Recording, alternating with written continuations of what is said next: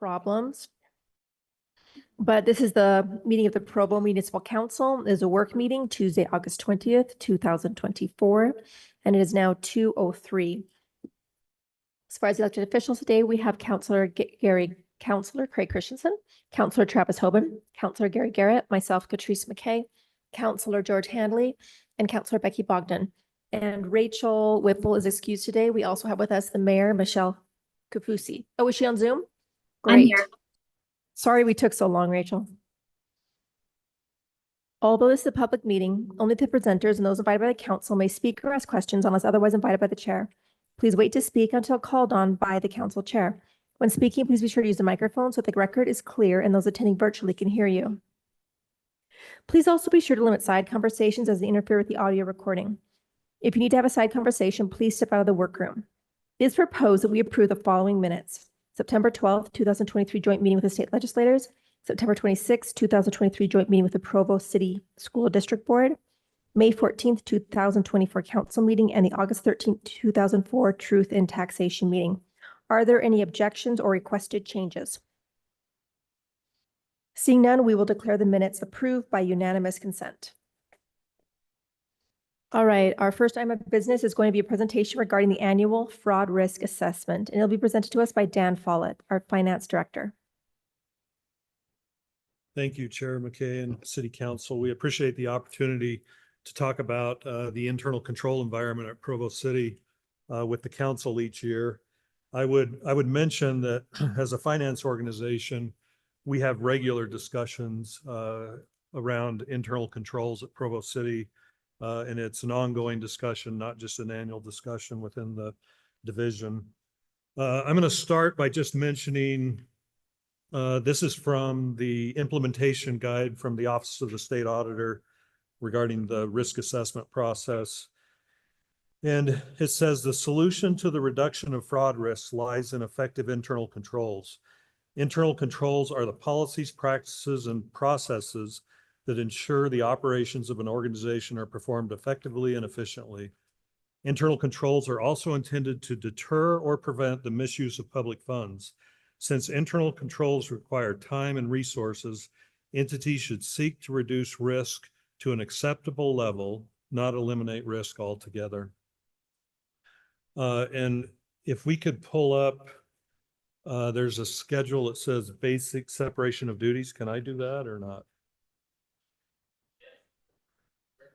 Okay. It was included in your packet. Okay. So, okay. I will start in on that then, and hopefully you have it in your packet. And I'm starting on the page that says basic separation of duties.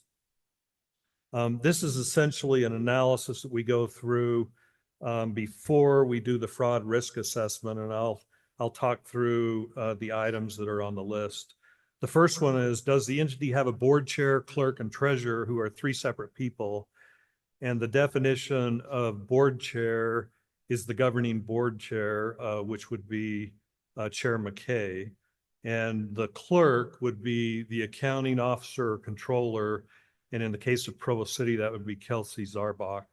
The treasurer is myself, Dan Follett. And so we're lucky to have a large enough organization that we're able to have a good separation of duties in Provo. And we'll talk more about that as we go through this schedule. The second one is, are all of the people who are able to receive cash or check payments different from all of the people who are able to make general ledger entries? And that is the case. I actually manage the cash for the city. We have a very limited list of people who can make general ledger entries, and I cannot make general ledger entries since I manage the cash, and so we've separated those duties effectively. Are all the people who are able to collect cash or check payments different from the people who are able to adjust customer accounts? And on this one, the answer in general for the vast majority of the city is yes. We have one area of exception, and it deals with City View within the Public Works Department. And so what we've done in that area, it deals with permits And oftentimes there's adjustments on permits. And so the same person is able to make those adjustments. And so we have a report generated that's reviewed by the management of the Public Works Department that captures all of the fee adjustments that have taken place. And they review each of those adjustments for appropriate, to make sure that they're appropriate.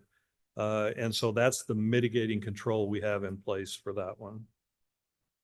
On number 4, are all the people who have access to blank checks different from those who are authorized signers? So under state code, the authorized signers of checks for municipalities are the mayor and the treasurer. Neither the mayor or I have access or ability to generate checks. And so we've got an appropriate separation of duties there. Are all of the people who have access to blank checks different from those who are authorized signers? Sorry. I just did that one. Number 5, does someone other than the clerk or treasurer reconcile all the bank accounts? And the answer is yes. We have a separate individual in finance that reconciles all of our bank accounts. And then the next item, 6, does someone other than the clerk review periodic reports for all general ledger accounts to identify unauthorized payments recorded in those accounts?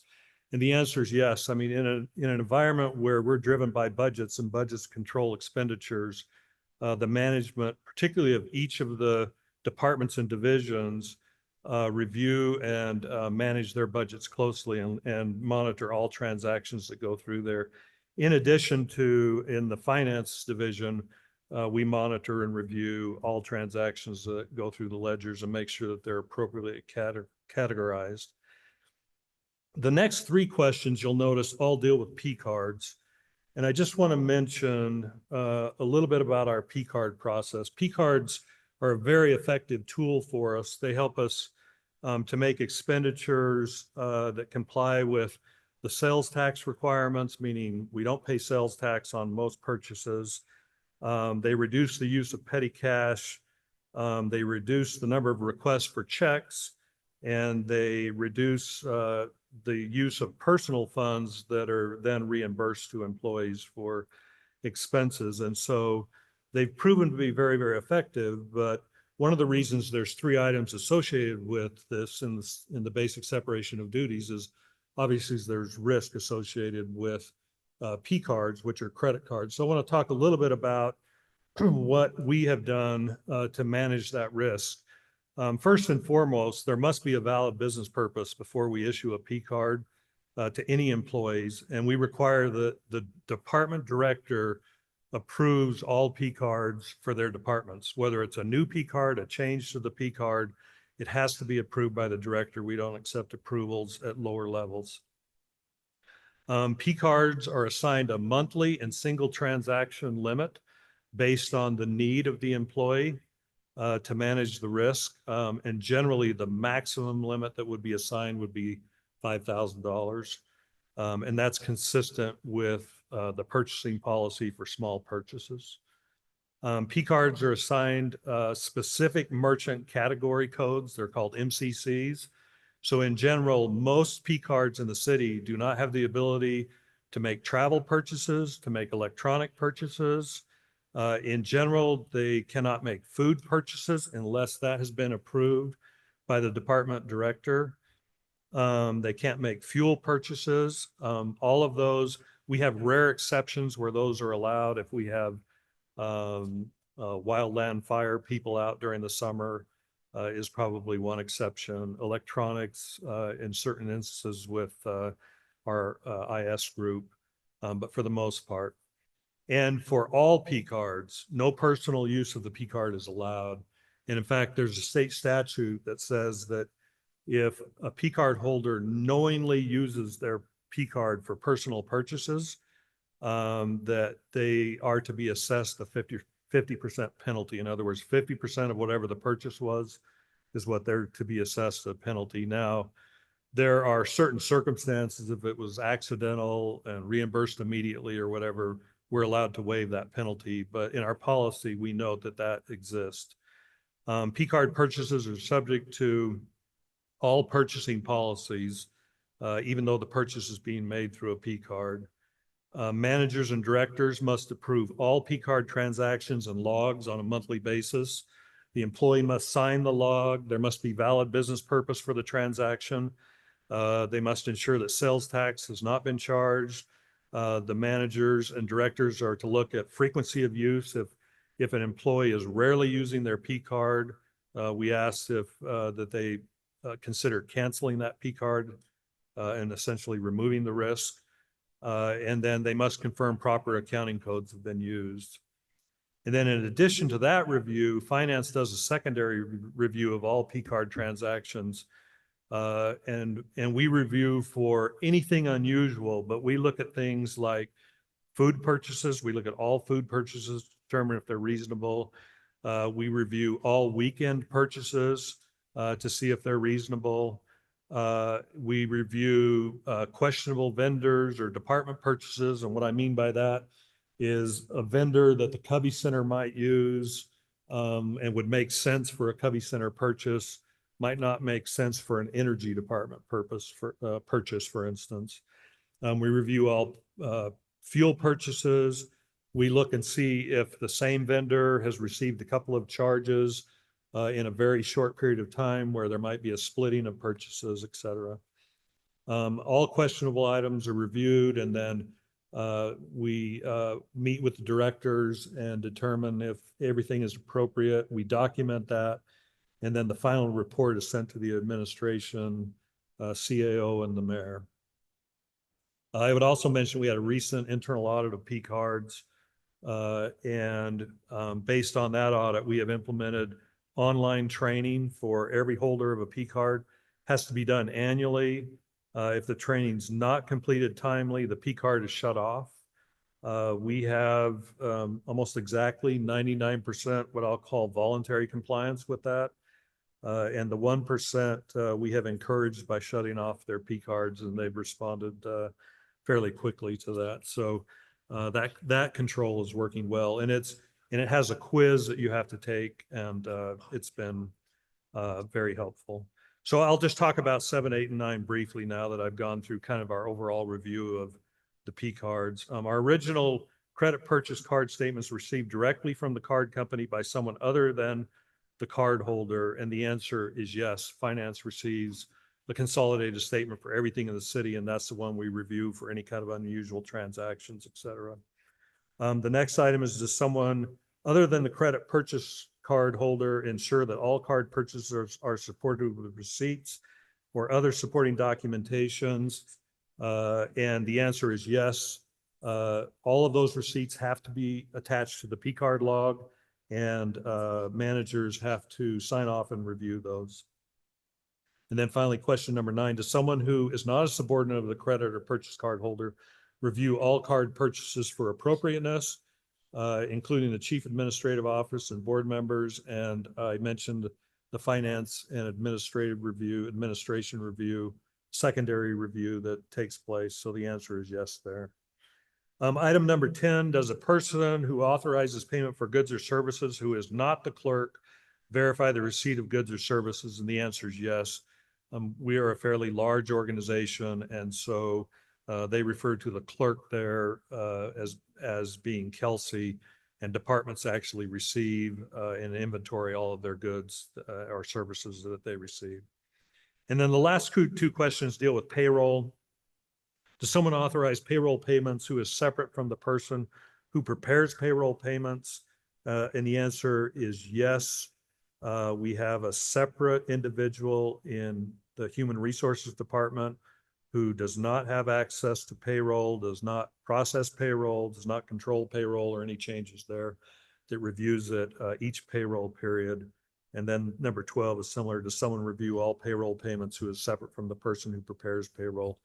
And again, the answer is yes there. So that's the separation of duties. If we go to the next page, the fraud risk assessment, you can see based on what we just talked about, the first item and the most heavily weighted item by far is that basic separation of duties schedule that we just went through.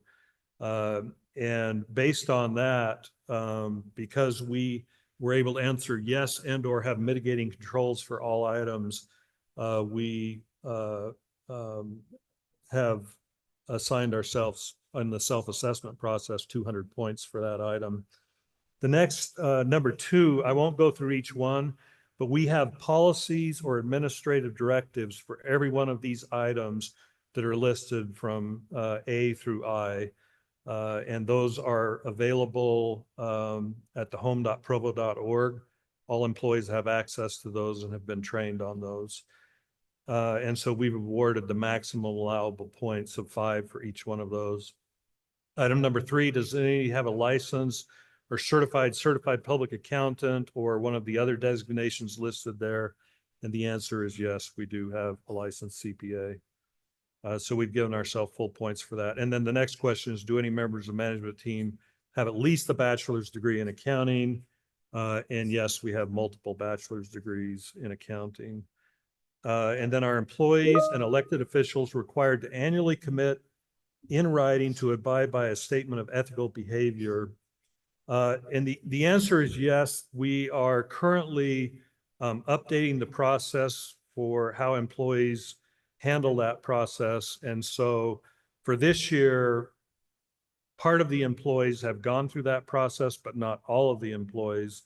And so we have awarded ourselves 10 of the 20 points that are available there. We anticipate next year we'll be back to 20 of 20 on that one.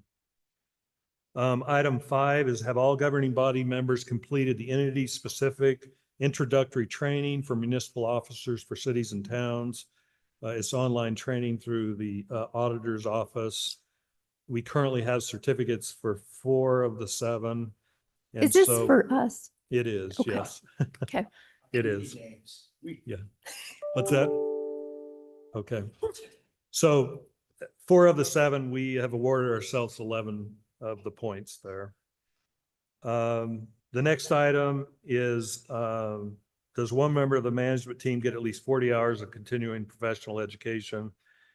Yes, I think we have multiple people that qualify for that within the management team. Does the entity have or promote a fraud hotline? Yes, we do. On our website, it's available there. You can click on it. It gets reviewed by the audit committee. So we awarded the full 20 points there. Does the entity have a formal internal audit function? And we have historically utilized an outside vendor for that function. I know the audit committee is currently searching for a new vendor because the one that was doing it is no longer offering the service. But for the past fiscal year, there were no internal audits that were performed. So based on that, we have not taken any of the points there. It's been 0. Yes. I'm just curious what that would look like. Just you create an internal committee, an internal audit committee, or? Well, the council has an audit committee. No, I know I'm on the, Yeah. I'm wondering what we need to do to get those 20 points. I'm not understanding it. Yeah, we need to essentially identify either an individual, a firm, or a group that could perform an internal audit. And then the audit committee would define the scope of that audit. Like, for instance, Okay. the last one was a P card. So we have, okay. So we have done this in the past. We didn't do it this year. That's right. Okay. How did we miss that? I'm just, Justin, like, I know we've had the audit committee in place.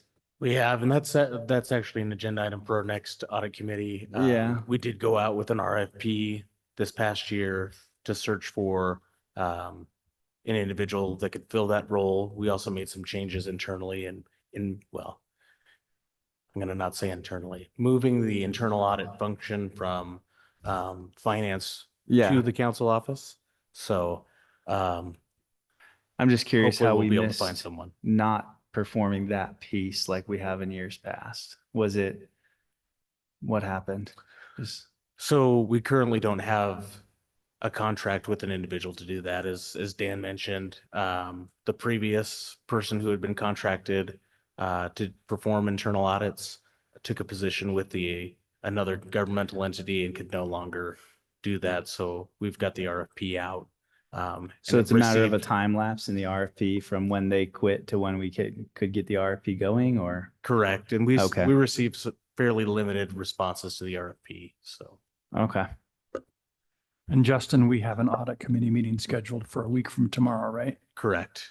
Yeah, okay. I was just wondering, I didn't understand because we had in years past done this and I'm just wondering, how did we not do it? But it sounds like just circumstances didn't line up with the timing of having to submit this. That's correct, yeah. Okay, thanks. And then the final item is, does the entity have a formal audit committee? And we do.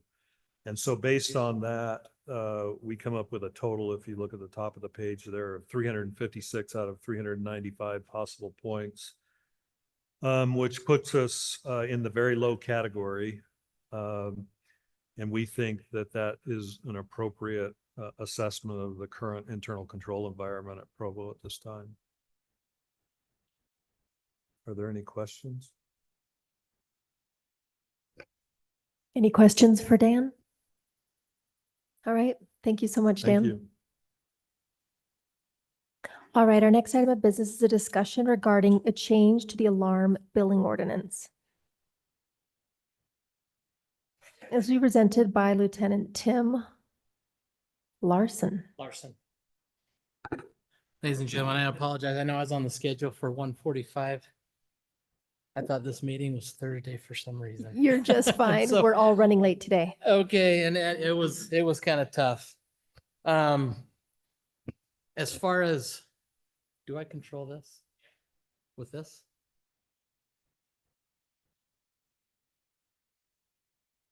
There we go. So what we're proposing is a change to the current it's a city ordinance 6.17 burglary alarm regulations. We would like to update it to be more effective in helping residents maintain their alarm systems and to stop the false alarms that we respond to quite frequently. The impact of these false alarms is you ask any officer, it's pretty substantial. The danger, the emergency response, police, fire vehicles, and then especially in my experience, the number two, the danger that it causes by a decreased caution on part of the emergency personnel responding to these calls. They go on repeated calls. They'll go on them multiple times a day. Somebody's having an issue with their alarm. And then of course, the cost to the department, to the city, manpower, when there's no actual emergency. So the national average, I was quite surprised at the 97% of alarm calls that we go on are false. And I believe that to be accurate within Provo City.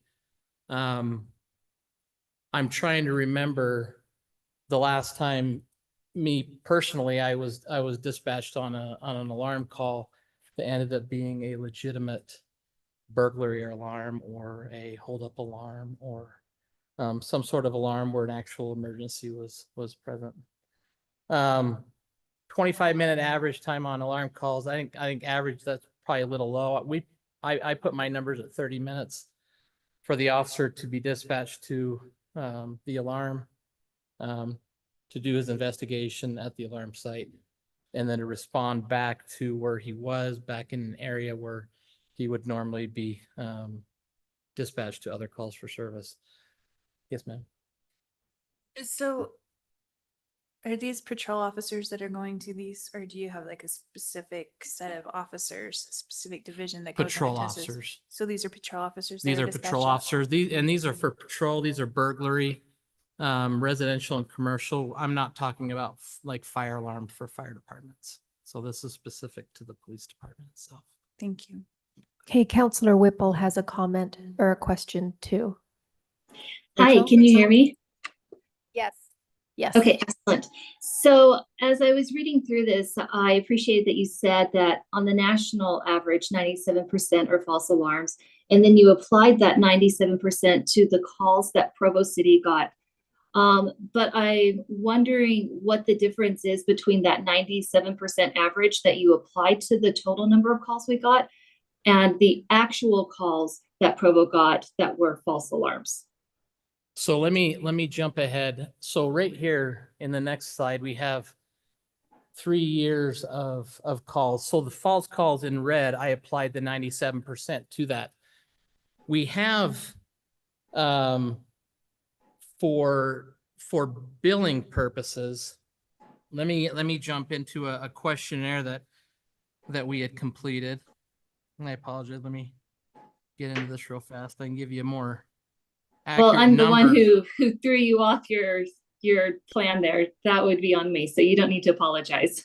Oh, no, that's, I don't mind doing this because we have the numbers, but those numbers are based upon officers accurately identifying the call as a false alarm call.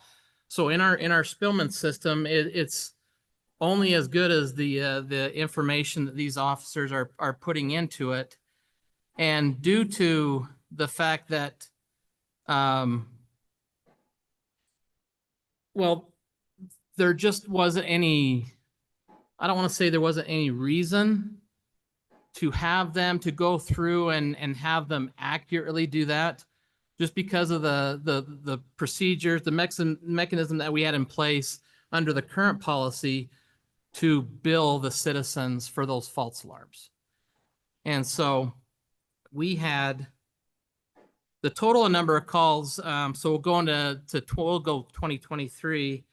I have the 1,139, and we had 211 identified as false alarm calls. Now, when I was tasked with this assignment to come up with this ordinance with a new procedure to help with this, I went back to just a couple false alarm calls within the previous 10 days. And of the first 4 that I came across, they were identified in the report as a false alarm, but they were not closed out as a false alarm. So what you're even- saying is that your process or procedure didn't allow you to accurately track in an easily quantifiable way the number of false calls the city actually received. So the way that we do have a way to accurately track it. So in our Spillman system, we can, if we make sure that the officers are understand the importance of properly labeling these calls as a false alarm call, we have a way to accurately track the false alarms. But that And hasn't so- been done. Excuse me? That has not been done so far. No, not it hasn't been accurate at all. Okay, so we don't have accurate numbers for Provo City, which is why you're applying the 97% national average to our calls. Yes, that's correct. So the Okay. numbers that we have, 2023, we have 211, 2022, 233, and then 228 for 2021. Right, so that's a so- huge difference. It is a huge difference. And the numbers, those small numbers that I just read you, I know just from personal experience that they are very inaccurate. And they don't represent what our officers are actually doing, going on these alarm calls. And so the push would then be there, the additional training to make sure that these officers are accurately documenting in their reports that these are false alarms. Another question related to this. How confident are we in the national 97% average? If our own local force is not great at reporting this, why do we believe that nationally it would be more accurate? So this number came from, it's a National Institute of Justice number. And when I did my own little research and found that not only was the National Institute of Justice at 97%, well, it's like 97.1 or 2%, but there were other companies and other entities, I should say, that were putting roughly the same within 3 or 4%.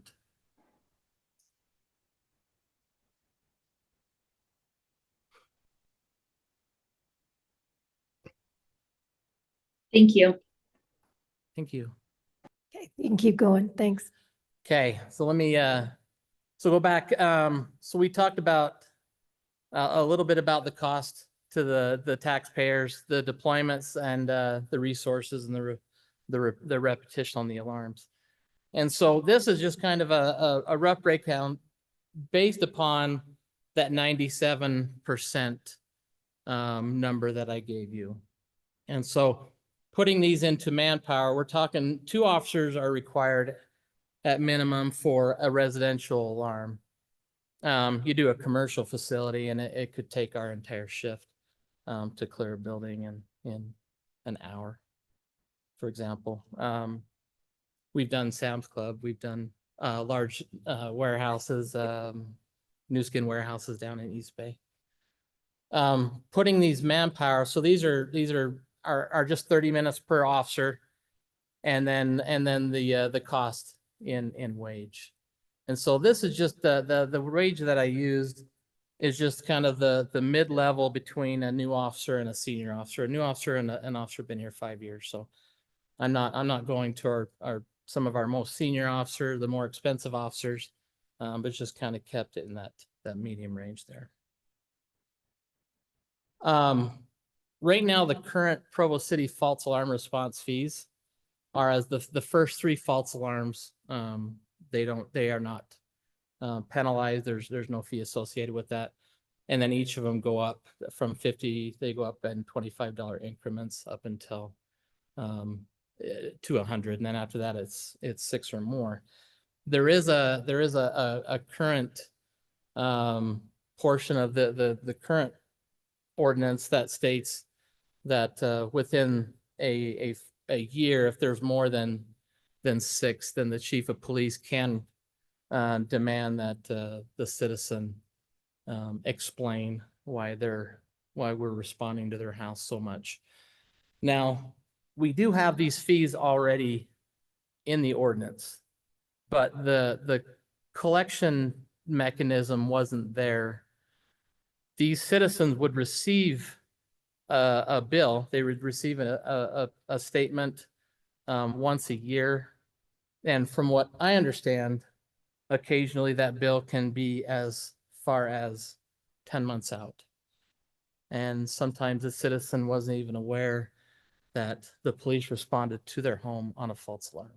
So I don't know about you, if I received one of those and I wasn't aware somebody came to my house, I don't think I'd be paying it either. So, but for the citizens not to pay it, there was no recourse. There was nothing that we did to make them do that. It's not the power company. We can't shut their power off, anything like that. And so the new ordinance that we're proposing would have that be a part of it. Now, as far as the reasons for that, I can't speak to the reasons why the billing was late. That's just how the procedure was. That's just how it was going. And in speaking with finance, there just wasn't that mechanism. There wasn't that way to collect. Who was doing the billing? So the billing came out of Paula Craig's office. She's our accounts payable. Is that appropriate? So in finance, she's your person for. So no, police she's a department? police department employee. Oh, so this is a police This did employee. not come out of finance. Okay. So it's out of the police department. Yes, And so you do send the bill to the homeowner correct. and literally 100% didn't pay. I found that so shocking. Like I Well, pay every if- bill that comes. Like I think it's Yeah. fascinating that they thought it was like so weird. But what you're looking at too is that person receiving the bill, were they the homeowner or were they the renter at the time of the alarm? Would people call you Were and they ask aware? questions? I'm not aware of any phone calls. Would you ever call as far as a follow-up to get these bills paid? Were the citizens ever called? Okay, Yeah, they're never called. okay. Can I ask a quick question? Counselor So Christensen. this is, you're describing how it's been. Is that currently the state to, right now? So Right, as we that's- speak, same It's system? the same, yeah, Okay. nothing's changed.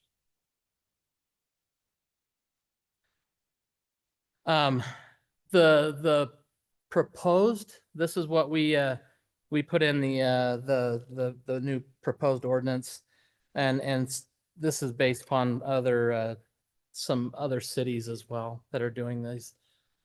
We would go down to 2 false alarms with a warning.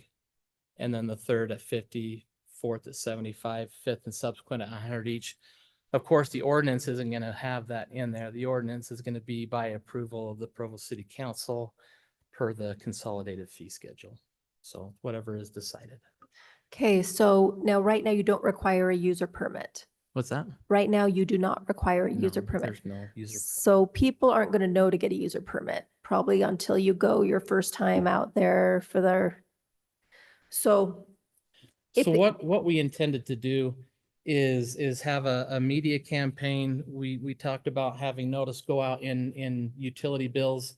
And then also the alarm companies that are doing business in the city will also be informed of the new ordinance and that there would be a requirement for a permit. Those that currently have permits installed, and then the ordinance would specify that prior to an installation, the customer, the citizen would be required to have that permit. Okay, Counselor Bogdan. So why on this new one, why have we taken away, wasn't there public schools on the first one? Public schools was in the first one. So why is it not on the second one? We felt this, we don't go to alarms at schools very often. And when we do go, it's maybe once in a year. I don't recall a time where we've responded multiple times within a calendar year to any given school, maybe more than once. And with that, it may have been somebody coming in, a teacher coming into the school, a door that was left unlocked and somebody opened. Okay, Counselor Whipple has a question. Yeah, I thank you to Councillor Bogdan for asking about the public school thing. I'm assuming that this on the public school didn't include like when we get those crazy false threats that caused swatting for our schools. Which one I didn't. Do you remember when we had the false like shooter gun threat, bomb threat called in Spanish Fork, and it's a couple of years ago? Yes, I remember that. So those are incredibly expensive responses. They are those whenever we will respond appropriately. Anytime we get a call of a threat of a shooting at a school, anything like that, it always necessitates a very large response. And so generally those type of calls, they're called in by some random person. Like we had, like you mentioned, Spanish Fork, it was Provo, and it was quite a number of other cities. I know American Fork, I believe American Fork High School was part of that as well. That is absolutely not something that we would charge a fee for that response. Okay, the chief has a comment. Yeah, I wanted to say, as far as regarding public schools, we have a House Bill 84 that's come out. We're required to respond to those. It's a little bit different when it's the children's safety we're talking about. So irregardless of what's going on within the schools, whether it be a false alarm or not, we want to ensure that those are safe. It is a concern of mine that we're not prohibiting them or making them think twice about the 97% or otherwise. Right. Thanks, Chief. And so that's in a different category because it's not an automated false alarm. It's something that's actually been called in. Yes, but even the ones that are essentially human error, I personally feel that it's not often enough to penalize the school Okay. for not being able to monitor that. That's really good to know. On the proposed changes, so it looks like the substantial changes are that you only get 2 free false alarms instead of 3, and that you have the permit and the renewal of $25 each. But it seems like those changes aren't going to do anything unless you've changed your process for keeping track of the false alarms and for billing. So do That's you correct. have, okay, and do you have a plan for a clear process going forward that will address the problems? We do. We have a plan.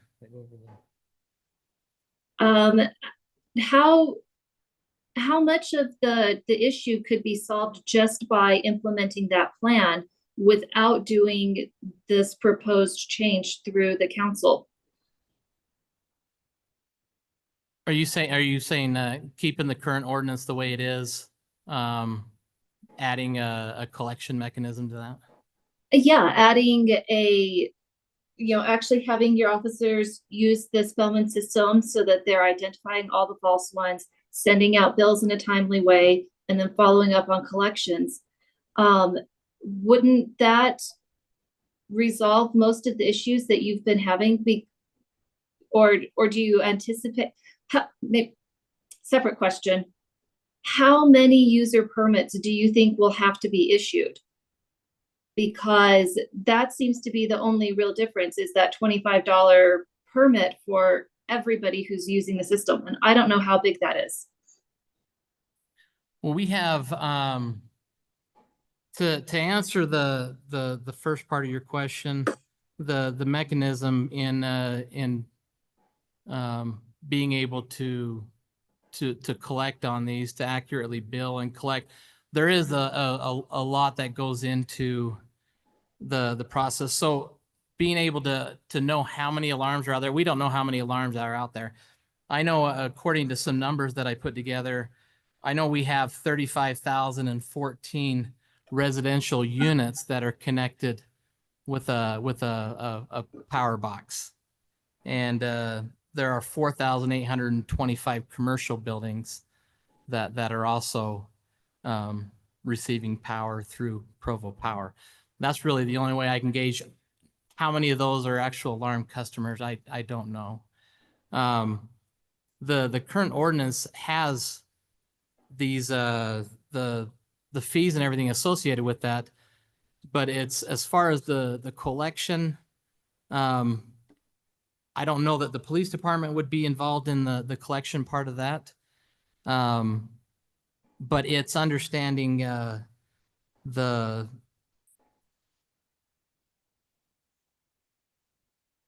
it's understanding how many alarms that we have in the city is really going to be the big question. And then the second part. And I assume having a user permit gives you information. It gives you a phone number, it gives you an email. And then when the false alarm goes, you have a number to call. And when they don't pay, you have a number to call to collect. So you have it more directly, you have the direct information of the people. What the alarm application, when they do apply for the permit, would have, it would have all their current information. And it would also have, we would require 2 additional people that the alarm company can call, that our dispatch can call. They'll have access to it, that have access to the home, that know the system, that know the codes.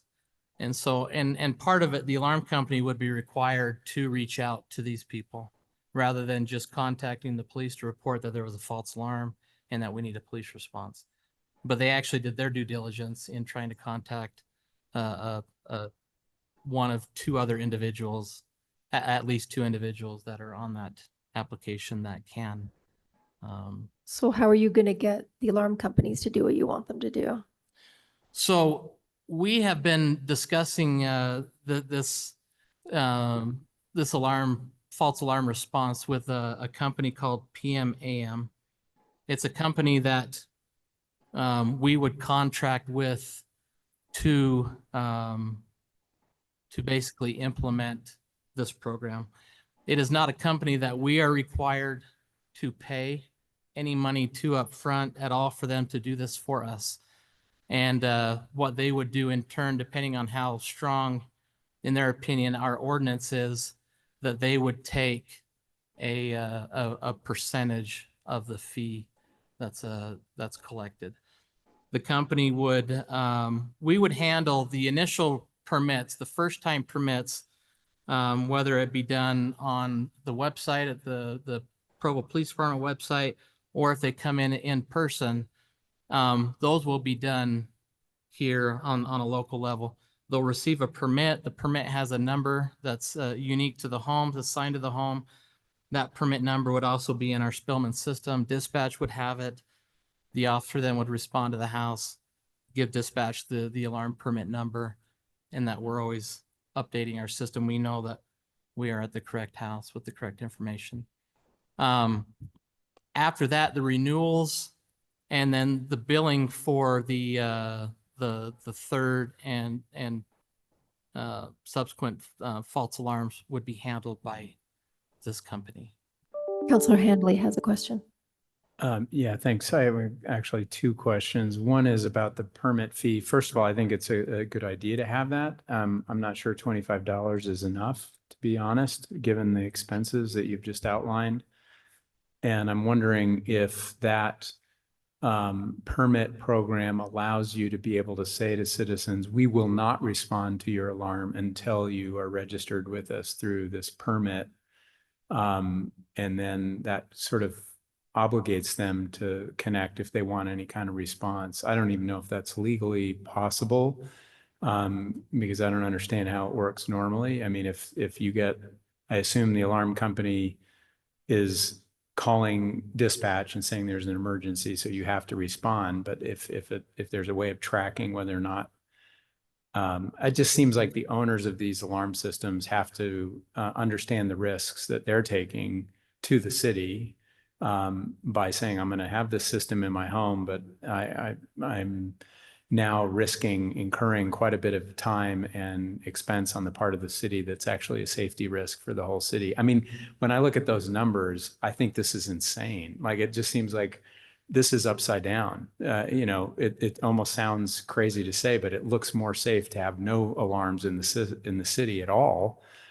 Because the amount of risk that we're incurring by racing through the streets and otherwise occupying our officers when they could be doing other kinds of things is crazy to me. It just seems like, so therefore it seems like owners who want the system really ought to buy into it and have to pay for it. I don't know if that's an option. And built in would be, there would be a grace period where people would be required to do that. I know. Required to what? To apply for the permit. Yeah, and they would not, and we could say we're not going to respond until you do, or is that not an option? No, it would be a violation of law if they were not permitted.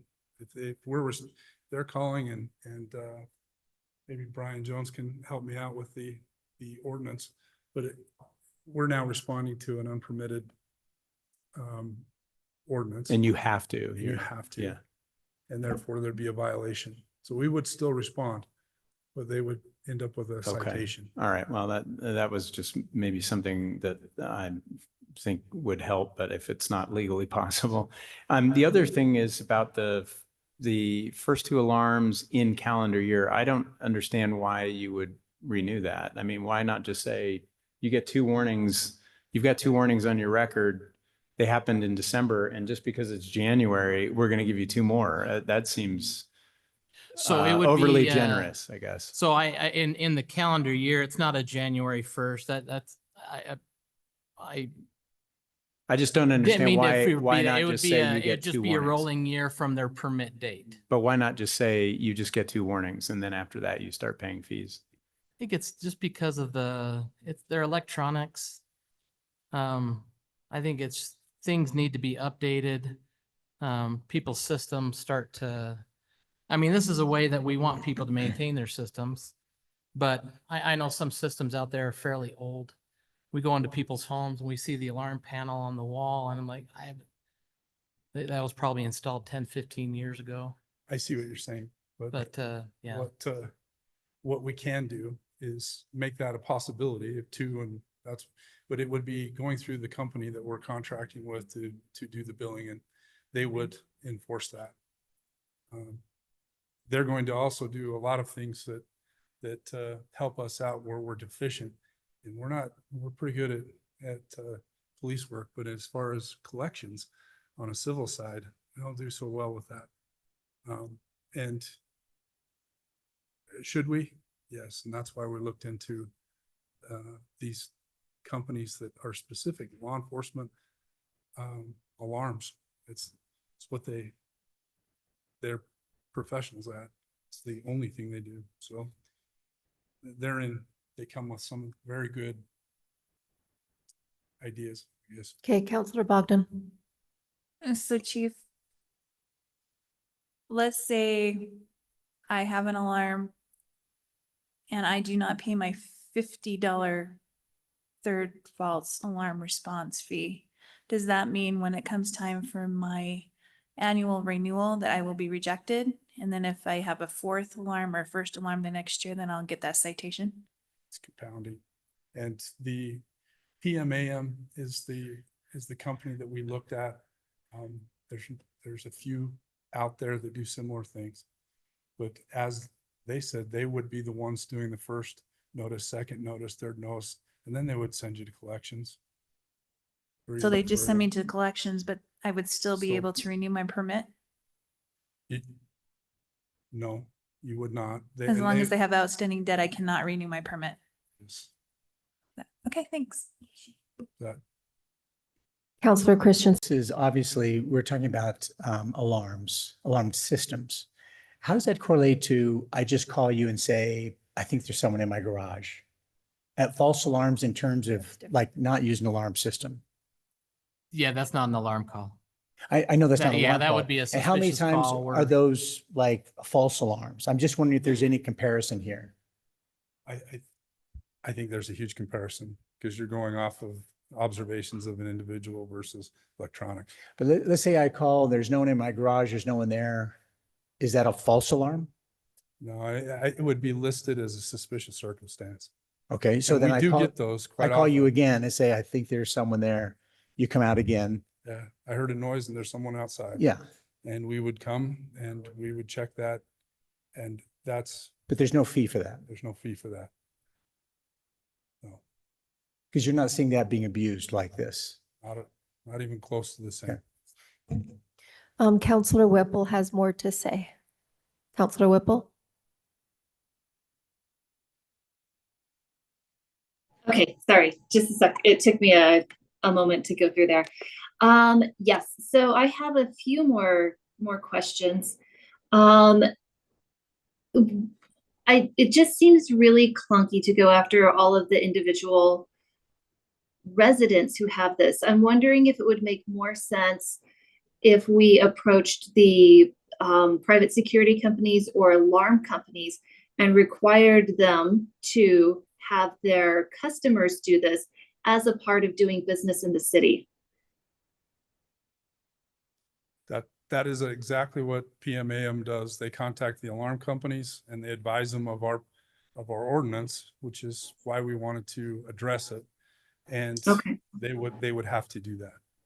okay, They let in order to do business in Provo, you have to have a permit, and they would line out the progression of doing it properly.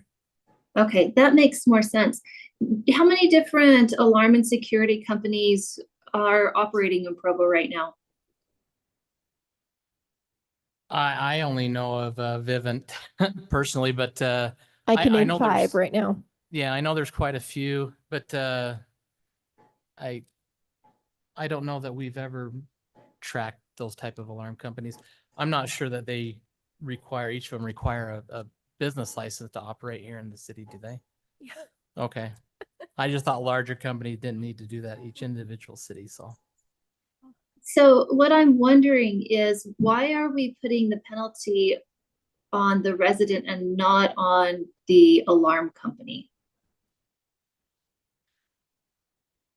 I think there are some systems that Some citizens purchase themselves, but then it comes with a separate monitoring contract. And so I think what most citizens, if they don't have a new alarm system, what most citizens are paying for is the monitoring of that alarm and not so much the maintenance of the equipment.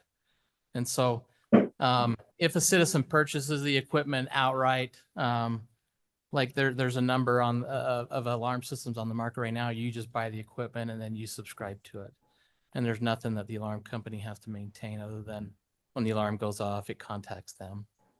And so Do you know I what, think if Tim? I think we did that, it would leave out, it'd leave out a large. Tim, we already half an hour over the allotted Okay. time. I'm thinking that we have a lot of questions. Okay. So I'm thinking that we should continue this and we will get questions to you ahead of time. Like, I think we need to call all the alarm companies and get an idea of how many people have an alarm. And then,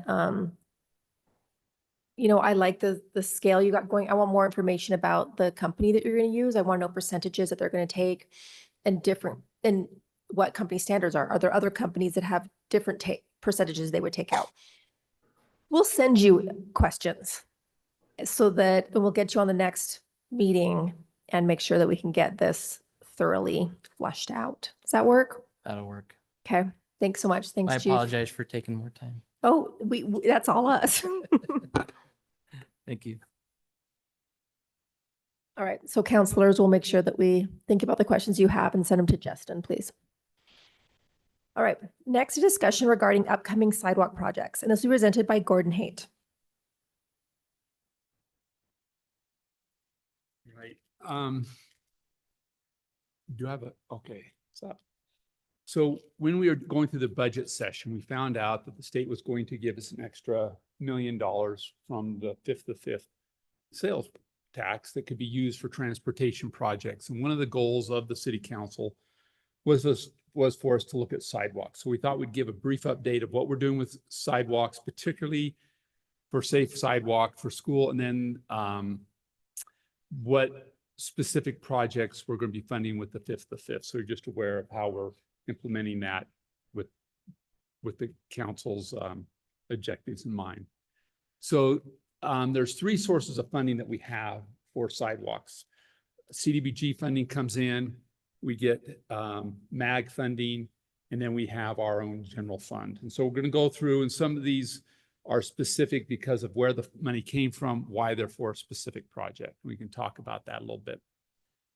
So CDBG, we got money. We received money, $360,000 for Oak Cliff coming down to Oakmont from 1450. That project should start in the next week or so. You'll see that going in. So it'll be done, completed well before school comes in.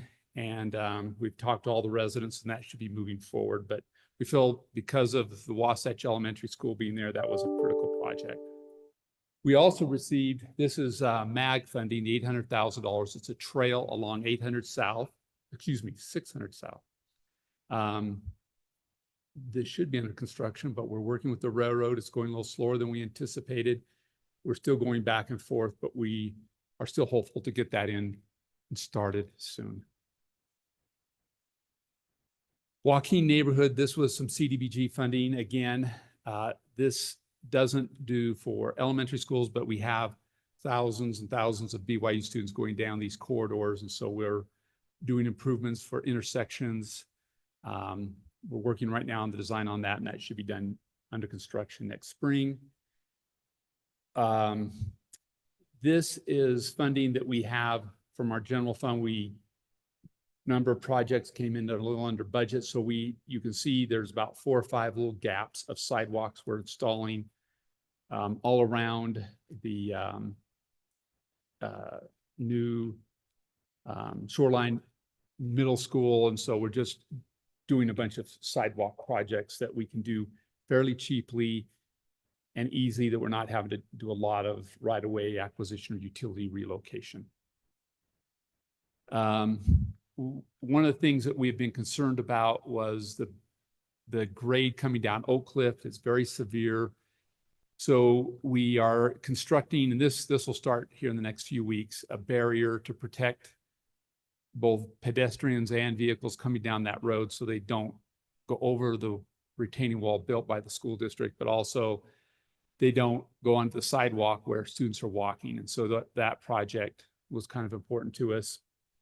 And then 1100 West, we'll do that project in the spring next year. Again, that's specifically for the new junior high. We have a gap of sidewalk missing in front of 2 homes. And that was another thing the council talked about. We're putting that in. That will again go in next year. And then 6 South, we initially were looking at asphalt, some safe sidewalk funds from UDOT. Because of the length of using that money, it couldn't have been done next year anyway, just because of the review process. And so we just decided to take that over with our own funds. Yes. I want to get this on public record. So we're going to go ahead and we're going to do that first little bit of 1600 West until it meets up with that sidewalk of that subdivision that we've had problems with. And then we're going to fix the road and that curb Yes. along with all of this. Yes. So So that it will should include go- that Isom subdivision around the corner and then all along 6 South. Yes. Until we hit that first house on the east, right? Yes. Okay. Thank you.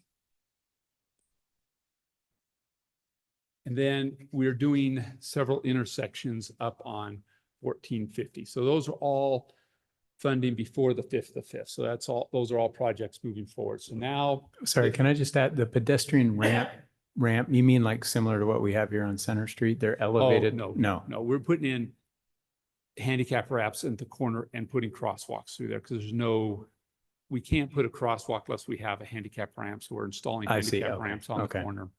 So then we can put crosswalks. Okay. All right, so now this is the new money that we received at the budget time. And so this is just to show you how we're looking at spending these funds. So the total is about $1 million. And so we have 5 projects we're working on. The first is a refuge island on 9th East. This one we're doing because it's fairly inexpensive and it's a very high, a lot of significant safety issues with this. So this is about $100,000 to get that in place. And we feel that's a critical element to get in. Apple and Lotus, we need to get that intersection done. That's going to be a critical walking path for the Wasatch Elementary. We've been talked to a lot by the school district or by the safe walking routes. So that's about $250,000. This intersection, BYU has come to us and offered to help contribute to this project. So we have thousands, again, students walking this way, and it's really good to leverage our funds. And so we felt would be critical to use those monies as opposed to pass it up. So how is BYU going to help? We believe it's cash. So do we know what they're doing? Are they paying for all of it and we're doing it, or So 50/50? we believe they want us to pay for part. And so right now we're putting together the project, get the cost, and we'll see how much they would like to contribute to it. And then we'll see if that's still, so we think the whole project based upon what we're looking at is about 250,000. So we'll work with them to contribute, but they reached out to us staffs to help pay for that. So we're still working through the process. Cities are a bureaucratic institution, but there's others that are more bureaucratic than our institution. So then on Canyon Road, this sidewalk's been needed for a very long time. It's a section that's physically in the county. We've been working with them. We're just going to move forward and get this sidewalk in. Again, a safe walking route. It helps a lot of situations out there. So we just feel like that's a critical element to get done. And then along Canyon Road, there's a section here that maybe that's the one I'm thinking of that's in the county. So those are the pieces we want to get done with the 5th of 5th that we had last year. So how do the Canyon Road ones work? Because I don't know that all residents are going to want, I don't know if the owners there are going to want the sidewalk. Do you take some of their land, I assume, and it's done on their land? So there has, in the past, they've been approached and they did not want to give up some of their land. We believe it's been a long enough period of time that they should be approached again. And so we are now going forward with some ideas to help facilitate this. We'd like to get these done. We just keep hearing about these same sidewalks over and over. And I think they're important enough. It's not just because we're hearing it over and over, but they are important to get done. Do they need, do you need their permission? How does that work? We do. We have to work with them. Yeah, we will be working with them. Okay, thank you. Any other questions for Vern? Okay, and then I just wanted to show you the honorable mention. Yep. So on 1600 West, where they had the, Kelshaw subdivision all the way up, we feel that's a really important piece of sidewalk. However, the 850,000 is just to do the work and doesn't include right of way. So we've put it on honorable mention until we get a lot more money, but that's one we could look at in the future. There was a lot of interest on the Carterville path behind Walmart, and it wasn't important because we didn't have the right of way, and it turned out they gave us a letter and said we can have the right of way.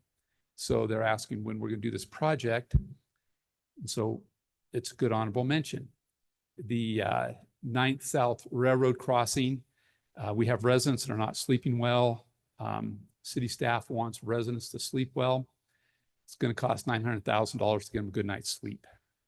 Why? What will that do? It'll get a railroad crossings. Right now, every time the train comes across the tracks, they have to blow their horn. And right now, that's where they assemble their trains all night long. They go back and forth assembling their trains. But if we put in a Us, you- crossing, not the railroad. The railroad's not going to Okay. participate, but they would Okay. allow us to spend the 900,000 to get the gates in. That's kind of them. Okay, it's on honorable mention because it's on honorable mention. And then we have a commercial group coming in on Lakeview Parkway. They want a signal, and that's likely going to be our responsibility. So next year, you're probably going to see that show up, but this year we're not going to do it. Can I just clarify? This is from Rachel. So we did get a right of way for the Carterville Walmart path. That's huge. Yeah. Okay. They're kind of asking and putting a little pressure of when we would do this. Oh, so now they want it. What's that? They want it. Yes, they would like Oh. to have it. That's great. But again, it's honorable mention, so we Yeah. do not have a timeline, so we can almost be as bureaucratic as other institutions in getting those answers. So just giving you a heads up. Okay, Counselor Garrett. I'm glad to see that one on there too, Gordon, as an honorable mention.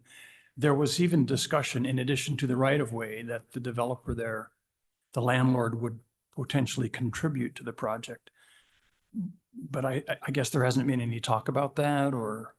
We suggested that. That does not seem like that's going to go forward. So I think they felt comfortable with the right of way. Mhm. And so we need, so that's where we're at today. Okay.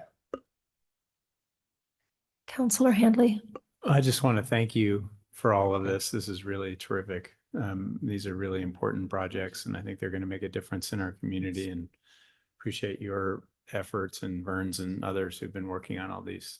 It's just wonderful to see. Thank you. Yeah, I should mention Vern and Dave Mickelson are both here. They are the ones that are assembling these projects and doing the studies and putting that together. So I'm just the eye candy. So they're the ones doing the work. Well, thank you to all of you. Okay. Any other questions before? Okay, thanks so much. Okay. All right. Number 4, a discussion regarding accessory dwelling units, enforcement and the supplemental code.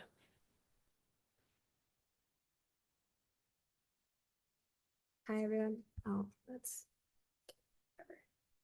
Hi, everyone. And there's a break built into my presentation. So if you want a break, it's coming. Just wait. But you have to listen to this first. Okay. So today we're going to be talking about ADUs, specifically enforcement and supplemental code. So I kind of have an intro to go over first, just a quick background. So this is coming from a motion from January and April 30th. If you remember, in January, we passed an ordinance kind of amending specific zones to take them out and also did to take them out of ADU allowance. And then we did a code cleanup because the ordinance is kind of written, as we have noted, kind of backwards in what we permit and not permit. So we tried to clean that up a little bit.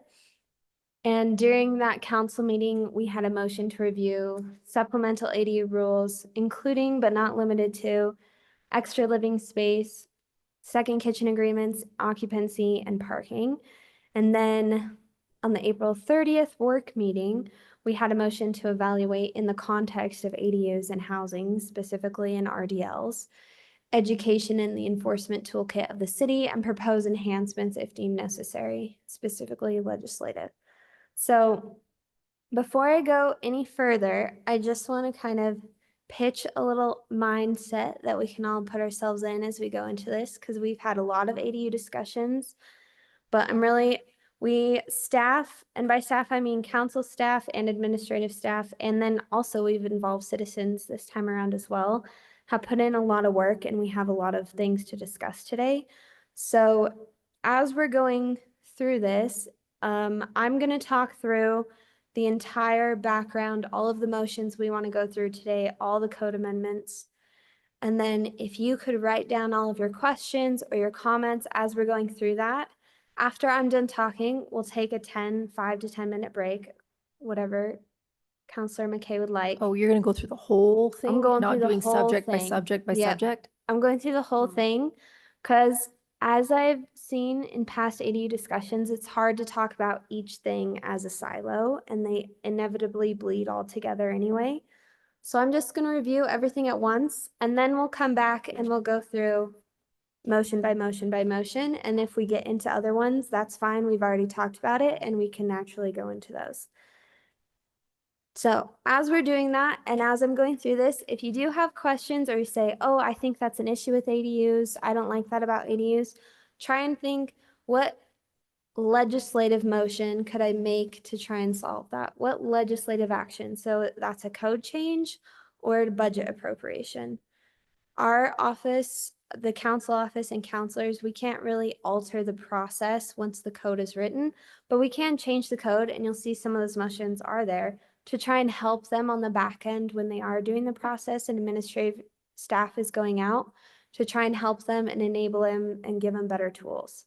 So just try and think of what legislative code change can I do or appropriation to do to fix the problem I've identified with ADUs. Okay, that's my pitch. Kind of a background from January, April to now. So in May and June, council staff, Michael did a lot of groundwork on this and did a lot of analysis of our current code, which is included in the packet. And then these 3 dates, we met with citizens and counselors. Then we met with development services and legal and counselors, both in July and August. And then we came to today.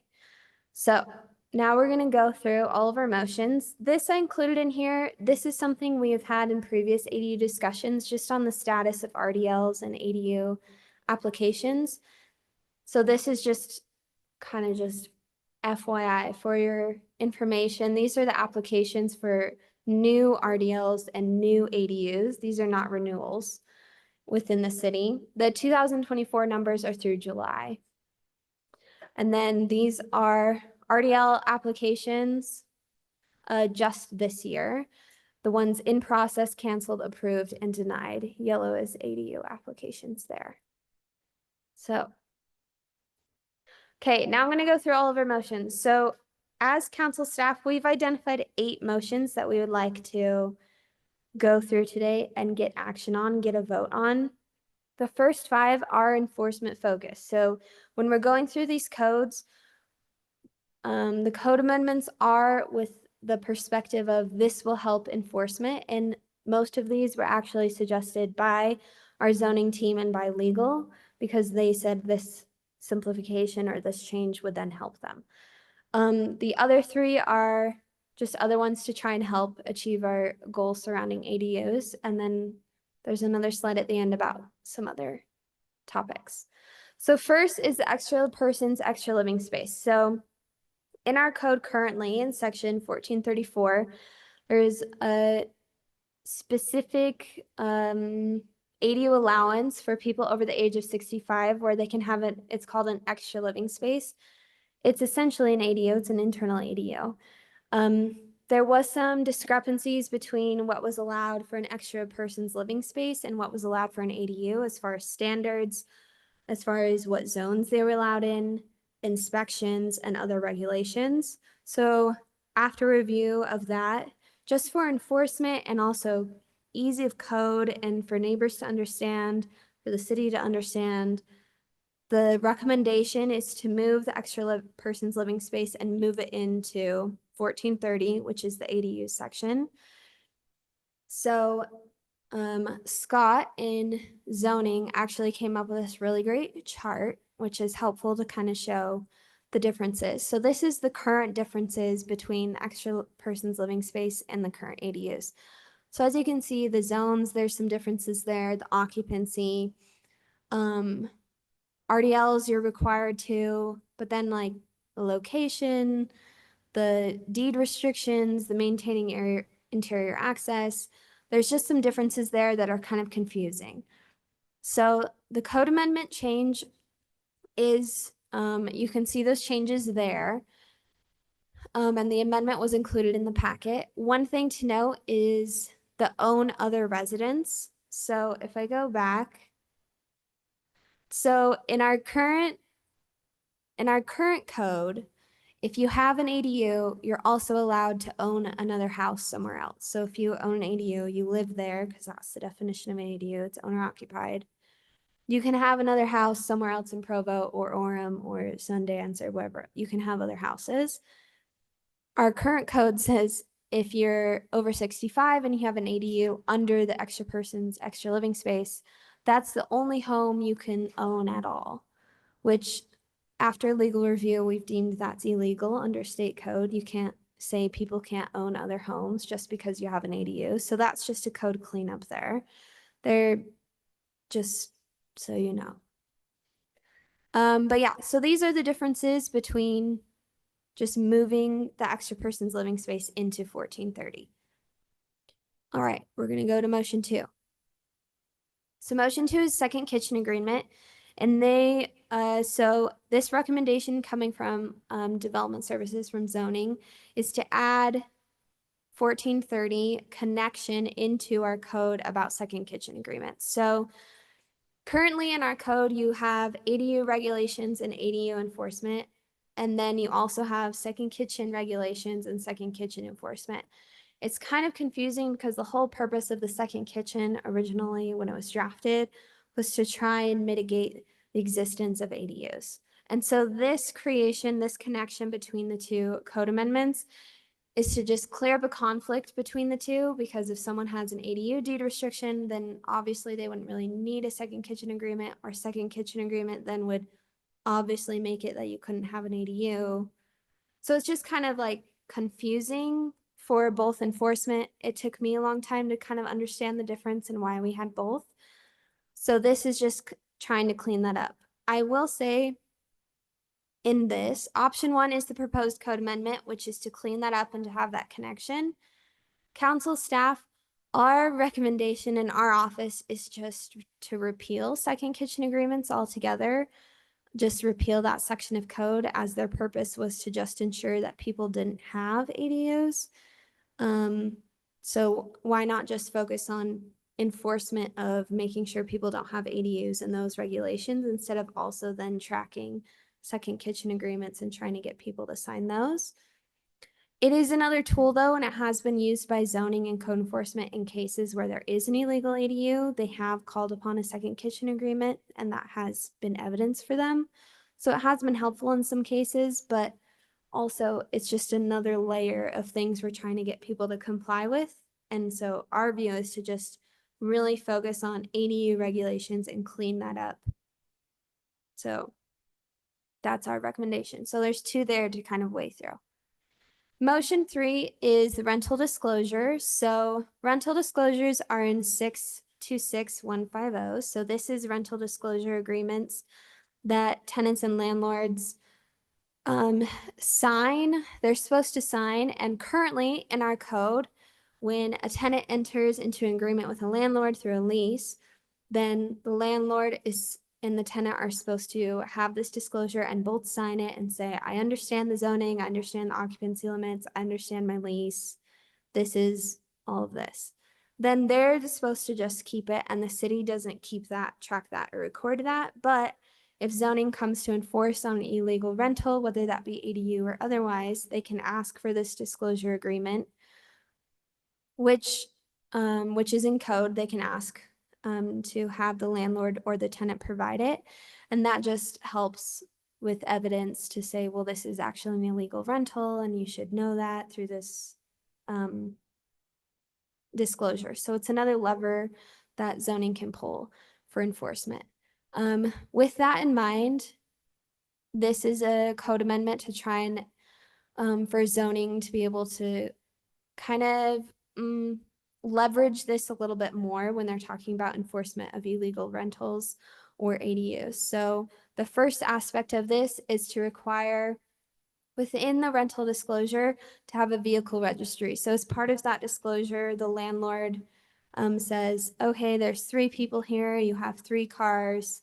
Can you put the make and model of your car down? So then when zoning is going to say, oh, it's over occupied, we can say, oh, well, on their rental disclosure, it's these 3 cars, but we can see there's actually 5 cars here.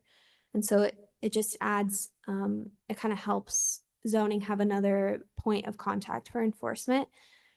In addition to that, it's also, this code amendment also then makes the rental disclosure mandatory for a license application for an RDL. So currently it's saying you have to have one, but you don't have to turn it in and show us that you have one in order to get your RDL. This would make it to say, if you would like an RDL, you have to turn in your rental disclosure. So that's this code amendment. And option 1 and 2, so zoning wrote 2 different options for this. One is that if you want an RDL from the get-go, you need to have your rental disclosure signed and ready to go with the vehicle registry. Option 2 is you need to have it within 10 days or any number of days preferred by the council of when you apply for your RDL. So if you apply for the RDL and you didn't realize you needed this, you're not going to be denied and have to start the process over. We'll just say, hey, this was something that you needed. You have 10 days and we'll give you an RDL, but within 10 days, or we won't give you an RDL. We can kind of figure that out. Malia, Yep. do you mind if I interrupt? Please Make one do, comment Brian. about that Please particular do. thing. Councillor McKay and Councillor Christensen will recognize that we had one of our meetings and we talked about this, and we talked exclusively about option 1 in that meeting. Hopefully this isn't jumping the gun and something that Malia was going to say anything, but when Scott Johnson was drafting up the ordinance, one of the things he realized as he was drafting, and the reason why he put forward option 2, is that option 1 would mean you can't get a permit until you already know who your renters are. And that seemed like that would be potentially problematic, and that was why he proposed option 2 as an additional option. Thank you, Brian. I was also going to add that this requirement, landlords or property owners, if your RDL has more than 5 units at a single property, so if it's a 5-plex or more, you are excluded from this because so just think about, I can't think of a big giant apartment student housing complex, but trying to get all of those students to sign something with all of their vehicles would be a lot. So it's 4-plexes and below would require this, which would include Which is where our ADUs. enforcement issues are. Yes, which would definitely include ADUs, which is the main impetus for all of this. Okay, motion 4, we're halfway through. We got this, guys. Okay, licensing requirement for owner occupancy proof. So this motion and recommended code amendment comes from discussions with counselors, is that in the license application, in 626, there's a number of requirements in order to get a license. One of those is not for an ADU, is to not show proof of owner occupancy. It's not specifically in code. It is in code though, that ADUs have to be owner occupied. And when they are applying for an RDL specifically for an ADU, zoning does require that applicant to sign an affidavit saying they're going to follow all of the regulations found in 1430, which includes owner occupancy. And they do frequently ask for proof of owner occupancy when they are verifying the RDL, but it is not an upfront requirement within the code like some other requirements are when it comes to an ADU RDL. So this is a motion to make a code amendment to just add in something for that way when it's an ADU RDL, they have to show documented proof of owner occupancy. We can figure out exactly the best way with legal. We can figure out what that type of documentation would be. We're just looking for a motion on if that is something that you want to include upfront in the list of requirements in 626. Okay, motion 5 and 6. So those first four plus 5, like I said, are focused on enforcement and enabling our zoning team to make sure that they have tools to do their job more efficiently and effectively, because their job is very hard. So motion 5 is technological tools. So this is a request. This came out of our meetings that we had in July and August with Development Services and Legal to request Development Service to report back to council with options for technological tools to help through enforcement. I will say Scott isn't here today, but he has been sending email updates to our staff. He has reached out to 2 companies that do kind of like we do with Granicus with short-term rentals, the data scraping to try and find rentals in residential zones in the city. He has reached out to companies to see if they have AI tools or other data scraping tools to try and find illegal rentals. So he is in conversations with people right now. So this would just be a motion for him to continue those and show the intent of the council that that is something we're looking into, including a possible appropriation for that. Motion 6, this also came out of our meetings, July and August meetings, which is for a citywide education campaign, which we can definitely do. We would just need a motion from the council to define the goals, timeline, and scope. So in our meetings that we had, this was focused around RDLs, rentals in Provo, like what's the qualification to have a rental? If you're a tenant, here are your rights and here's your responsibilities as well. If you're a landlord, your rights and responsibilities. Here's how to get a license. Here's what happens if you don't get a license. As far as an education campaign, we are just looking for a motion to define kind of our timeline. So if you want this to be like a long-term thing or a couple months, or to go in line with any code changes we made, the scope of it. Some education campaigns, if we did physical print mailers, or if we did actual staff going out, there would be costs associated with that. So we just want to have a more formal motion, so that way we can really put some teeth behind that. And then motion 7 and 8, last 2. These are these are part of the supplemental code that council staff reviewed. One is the definition of the family, was kind of included. After reviewing, so in our code, we define a bunch of terms, one of which is family, and family is a term that is used within ADU code and other rental codes to kind of determine occupancy and who is or is not fitting within occupancy limits and restrictions. After we reviewed the code with legal, we decided that any changes to this definition are going to affect a lot more than just ADUs and ADU enforcement. So we started looking into that. We can definitely continue on that and come back to you with recommendations on that. But we need a motion to do that because it's going to be a lot more encompassing than just an ADU and RDL discussion. And then motion 8 is the pathways or special use permit process. So this is what we passed in fall or winter of 2022. This is the pathways process where we just had one in what is that neighborhood? Foothills neighborhood, where they ask their neighbors around them, they have to get 66% of their neighbors in order to get a certain area allowed for ADUs through an ordinance text amendment. After reviewing the process, these are recommendations we made last year, and after talking with Development Services, we're keeping our recommendations the same, which is 1, to repeal that process or amending the minimum requirement of neighborhood approval to 50%. When we say repeal the process, we do mean repeal the process, but that doesn't mean we can't replace it with something else.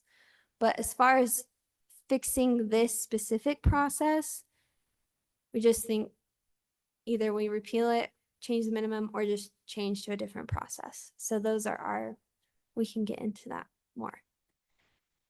Okay, last thing before a break. Okay, other supplemental regulations and codes. So occupancy limit and parking were also mentioned in our January motion as things for us to review and come back with recommendations. Parking specifically is a very, very hot topic at the CHA, and ULCT is doing a lot of work regarding parking for owner-occupied and rental units right now, and in a lot of discussions. So we recommend kind of teaming up with them, and we can talk about it here, but making a motion for us to communicate what we feel as a council to ULCT, or to tell that to the administration who is on the board of ULCT and works regularly with them. But as far as parking requirements for ADUs, we feel like we should come to a consensus among us and then team up and work there. We feel like it would be better that way. Is there a consensus they're working on at the CHA already? Like, is it already going somewhere or not? No, there's specific, I can send you an LPC yesterday, so Legislative Policy Committee at ULCT, they talked about it yesterday, and we can send out kind of the updates that they have regarding those. As far as occupancy limits, we found that the ADU occupancy limits are consistent with all other rental standards that we have, and so we recommend making no amendments to that, just for ease of enforcement and simplicity. Anyway, so these are our 8 motions. That was really fast. I tried to go fast so that way we have time to discuss. But Is that it? that's all I Right. have. So we're It's going to not take a break lot. now. Yeah. All right, let's come back at 3:45. Okay. Recording stopped.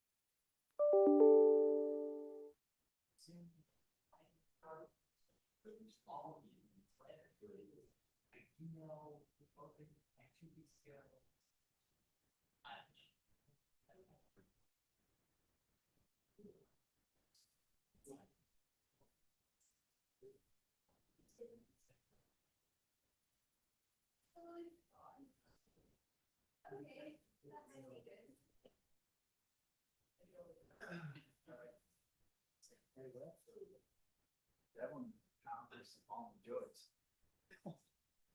See what came out? Whole handful? I'm like, I'm jealous.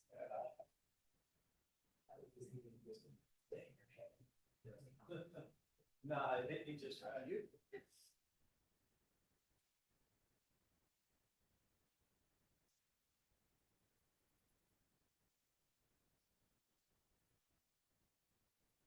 Oh, yeah. Sometimes you start at 10:30 and go in to like 39. Yeah. Hey. So you can get the G button. What do you do while you have?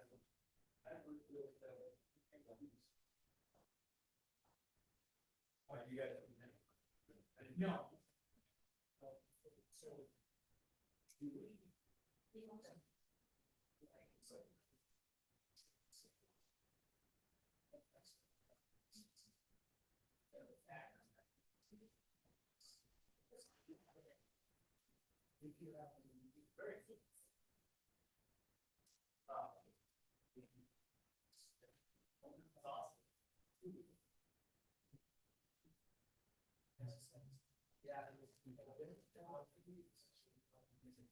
Is that what brought you out? I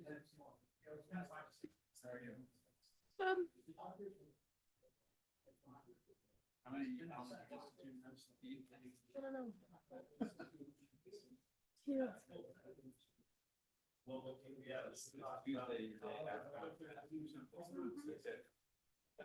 It is very interesting way a lot, you know? I don't know, something about these meetings. I'm not a snacker, but doing this, like, you know, just sitting here and, because my hands aren't busy, right?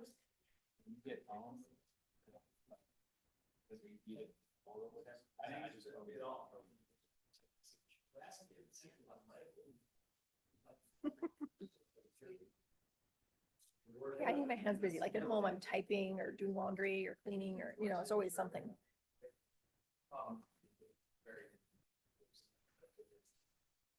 Which is not intended. Which is not intended.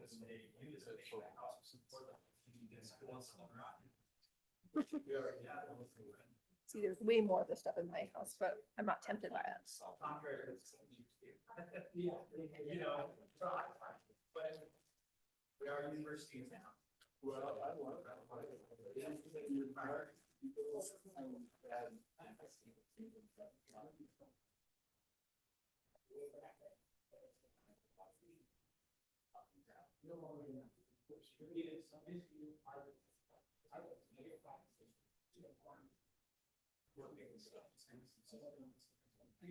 I really think the game changer is we have to change how.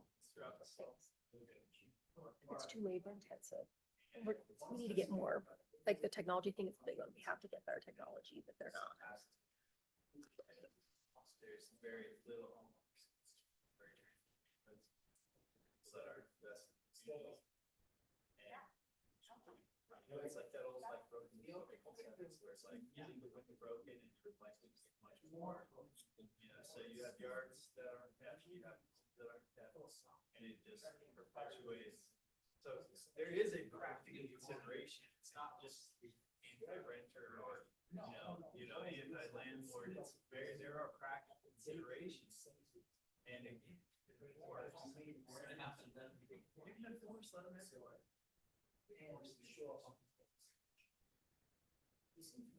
all right, well, let's just do the work. I can't say we'll figure it out. Continue to work on it. Keep working on it, yeah.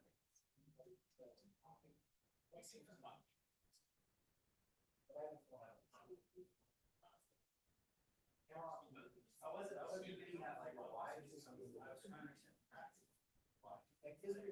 What has to be something with them all the practice.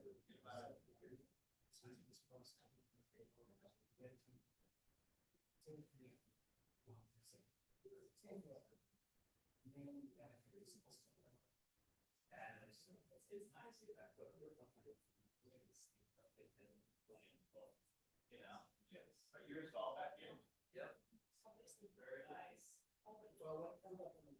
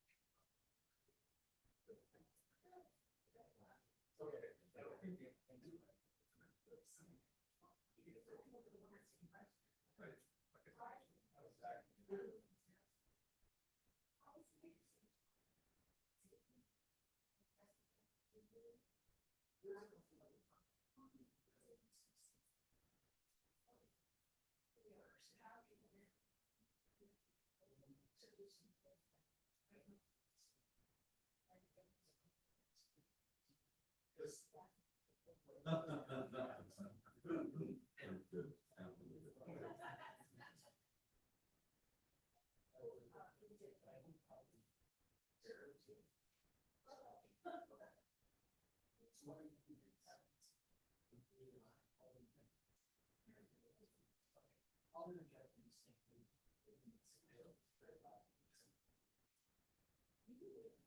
want to make sure.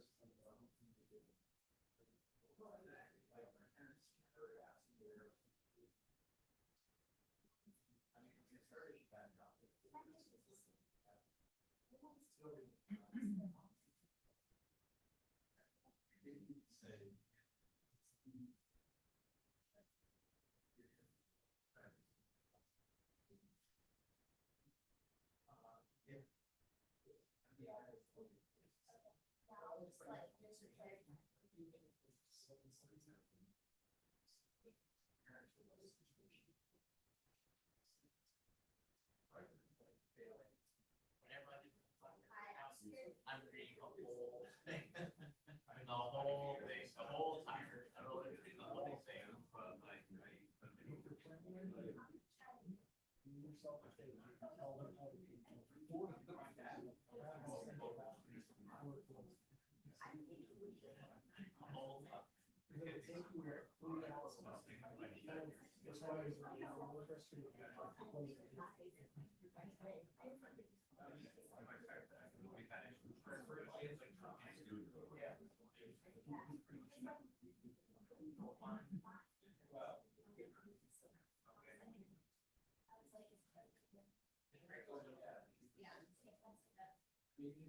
Rachel online, so. Rachel online, so that's one I get started. One more minute.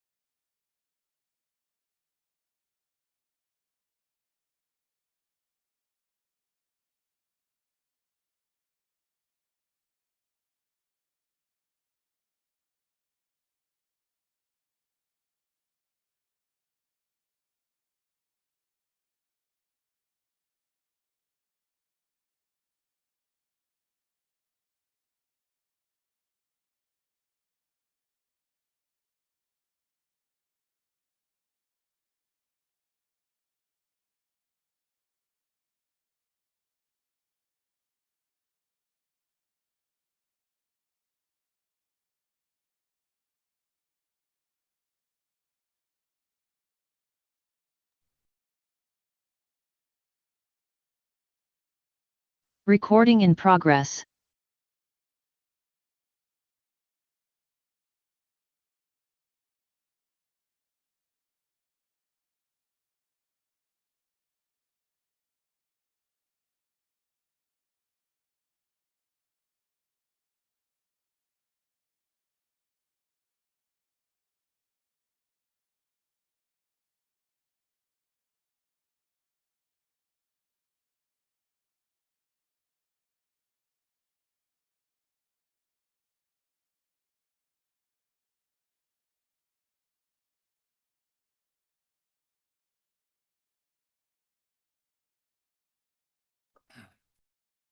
That the we would limit normally be of going down new anyway? Rental, yeah.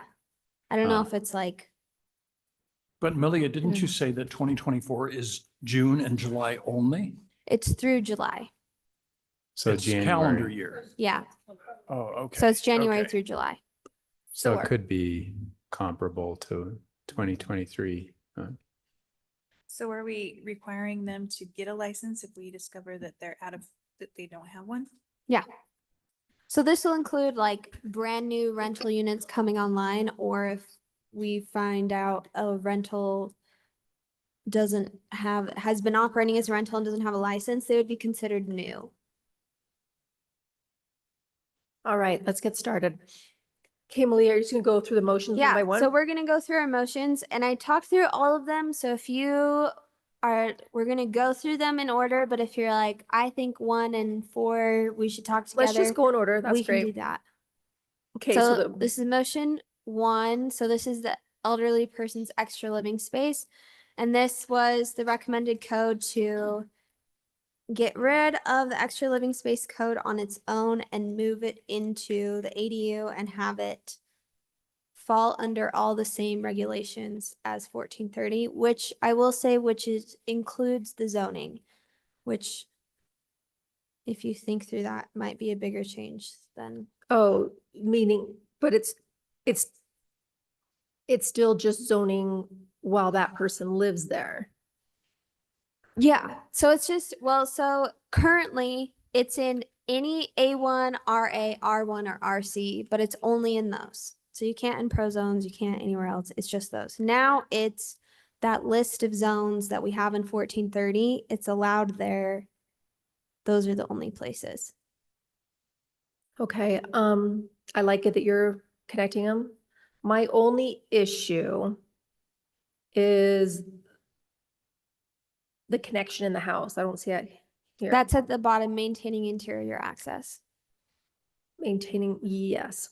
Okay, see, I think that's a problem because a lot of the 65 and older are going to be in areas that do not allow ADUs. So I want that house to easily be able to fall back to a family house once they pass or sell it, as opposed to having a whole addition put in where they've cut it off and not made it an open home altogether, because it'll just open it up to illegal ADUs more easily.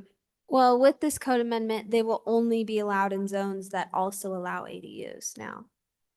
They're not going to be allowed in zones that don't allow ADUs. Okay, that's a otherwise. problem too. I think that's the whole point, so that if you have someone who's 65 or over living, I don't know, in the river bottoms and they need help in their home, I know a few people that are doing that right now, then I think that's important. Okay. Counselor Travis Open. Yeah, I don't think, if we talked about that, that was definitely not what I wanted. I'll just clarify. Still want anyone throughout the city who's 65 plus to be able to have a, well, I always called them an ADU, but extra living space. And I actually was supportive of even lowering that to 55. So I guess I just want to state my intent as well, that I would be uncomfortable with us limiting where that is. I really like that idea. So And for Malia, Brian then. Malia, let me clarify that, because that wasn't my understanding. So I think we're talking about Yes. two different things now, because the entire special use permit section only applies to areas where ADUs aren't permitted.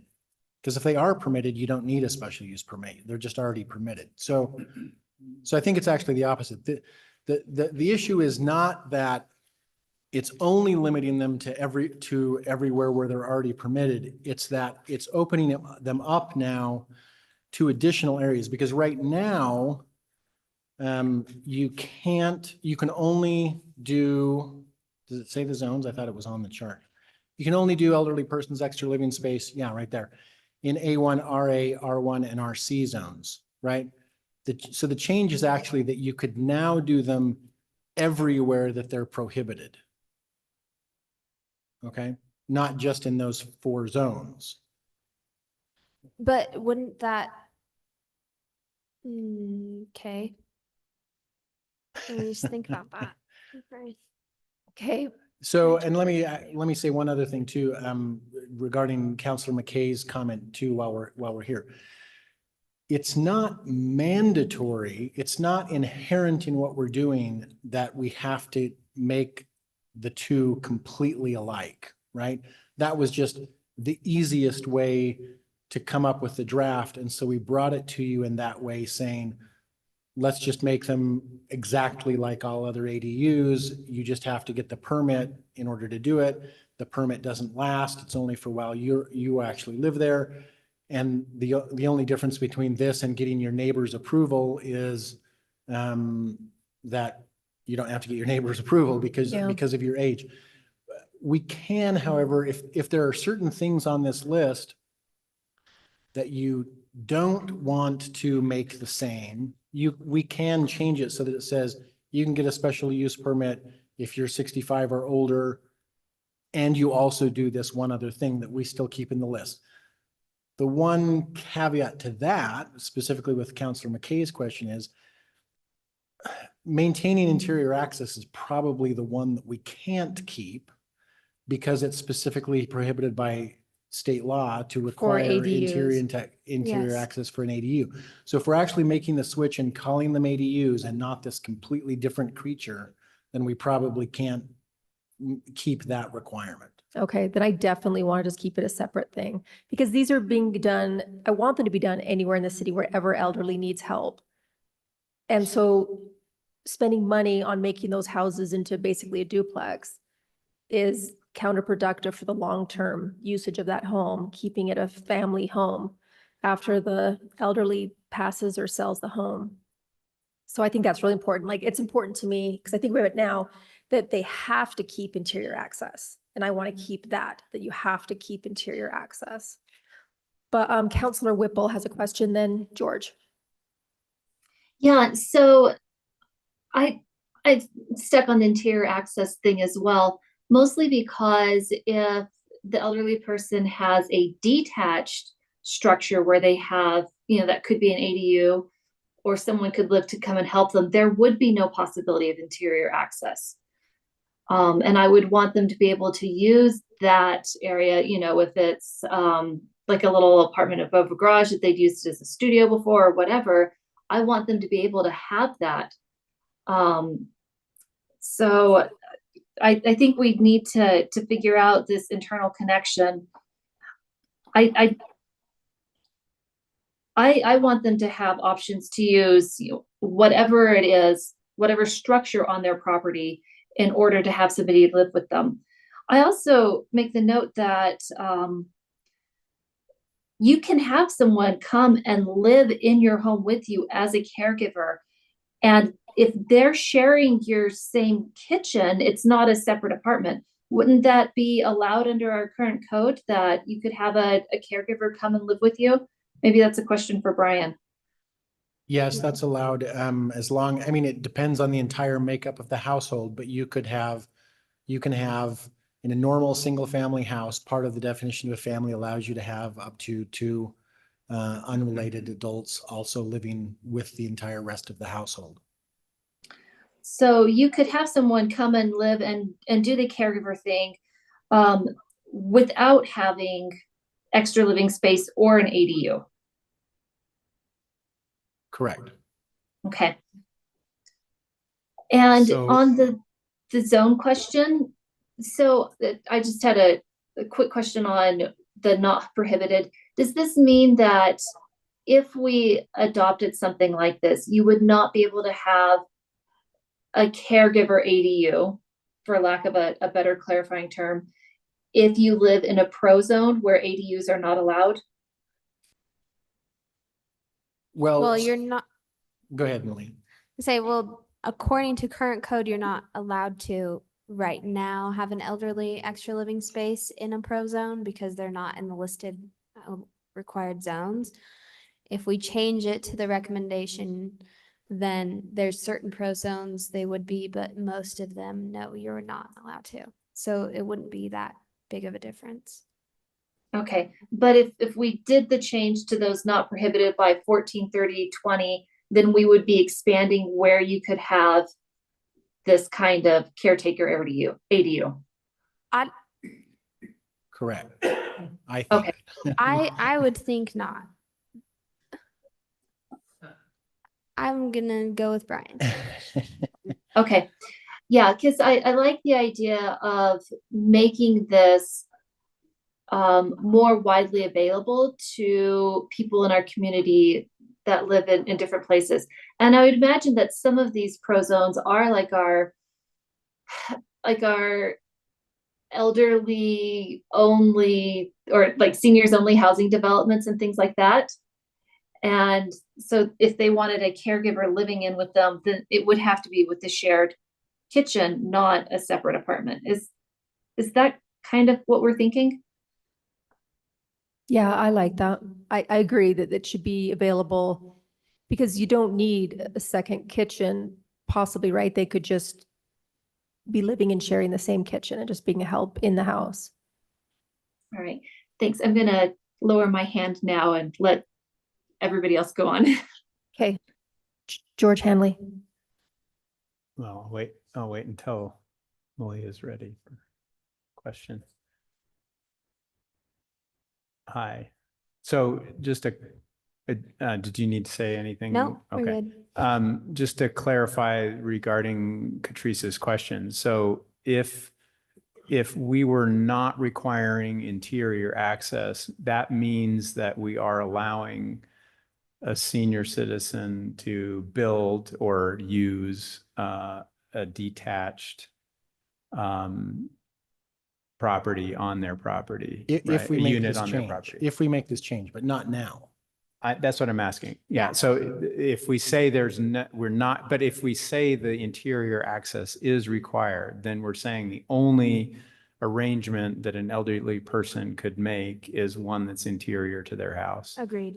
Yeah, I strongly disagree with that. I actually think, I mean, first of all, because I think that defeats the freedom that I think we want people in that situation to have. And I think actually it discourages the kind of infill projects that might actually be really useful to a lot of our neighborhoods, especially the RC neighborhoods where there's lots of space. And I don't agree that they would be a problem if they go back onto the market, because they would still need to apply for an RDL. They would still need to apply for the ADU. And it may actually be someone in the very same circumstances who needs it and wants it for that very reason. And if it's somebody who, doesn't want it for the time being, but likes the house because it gives them the option. I mean, if I'm buying a house in my 40s and I think I'd sure like to have an apartment as an option when I get older, then that would be maybe a reason to want to buy that house. I know that I don't have that option in my house, and I'm with Travis on lowering the age in any case, because I think our population's relatively young and lots of people are empty nesters in their mid-50s. But had I seen that as an option in the house I was buying, I might have said, no, maybe I'll want that at some point. I just don't see the inevitability. If we're strengthening all the other kinds of enforcements that we're talking about here today, which I really like, it just seems counterproductive to restrict an elderly person from being able to rent out a part of their property so that they have a supplemental income and somebody who's going to mow their lawn or whatever else they want them to do. Counselor Hoban. Yeah, when we originally debated ADUs like 3 years ago or something, that was one of Dave Harding's big sticking points, was he wanted to maintain the interior connection because he wanted the home to be able to, he wanted people to be able to grow into the home as their families expand and such. Ultimately, that didn't stick, and we didn't require the internal connection. I'm just providing some context of kind of like where that came from and what that conversation was like. And we did debate that pretty heavily. I think there's some merit to it. I didn't really get behind it because it was kind of like, well, you can always take down a wall that you put up, right? It doesn't have to be like a brick structure that you're putting in between the upstairs and the downstairs. It could be as simple as, a drywall wall that you put up, and that could easily be removed. But And Councilor Hoban, as I was sitting here listening to the discussion, that, I said a minute ago that I think under state law, if we're going to call this an ADU, we can't require them to maintain the connection. I think what we probably could do is say that as a condition of getting the permit, they have to acknowledge that when the permit expires, they have to restore the connection. Because that's a different thing, right? We're letting them have the ADU without the connection, but we're saying once the ADU ends, you have to restore the connection. But if you have an exterior ADU, detached, then there's no connection to restore. Right, which again wouldn't be, so we would, good point. So then we would clarify that if you're applying for a special use permit for an interior ADU, then you have to restore the connection. Because right now, like you said, for a detached one, there's no connection to restore. So, but right now they're not allowed to do detached ones under the 65 and older. Yeah, and I guess one thing I was thinking is if you say, well, if it's detached, then it's not going to be sold as a single family home. That's kind of like the same assumption is like, well, if it has a basement apartment, it'll never be sold as a single family home. And we know that that's not true. There's a lot of single family homes that have basement apartments but aren't rented, or at least not, maybe they have kids living there or something like that. But man, I thought I was going to say I was decided one way or the other, but I think I'm leaning towards not requiring it to be attached for seniors as well. And because it's kind of like, again, it's like a basement apartment. That's like saying, oh, just because it has a basement apartment, it's never going to be a single family home again. I don't think we can make that leap. It just gives a higher chance, right? The realtor can Yeah, advertise no, it as a, well, yeah, but you have the same with the basement and you have apartment to too, put right? money in. Well, yeah, and they're illegal all over the city. There's tons of them. Counselor Christensen. With the demand on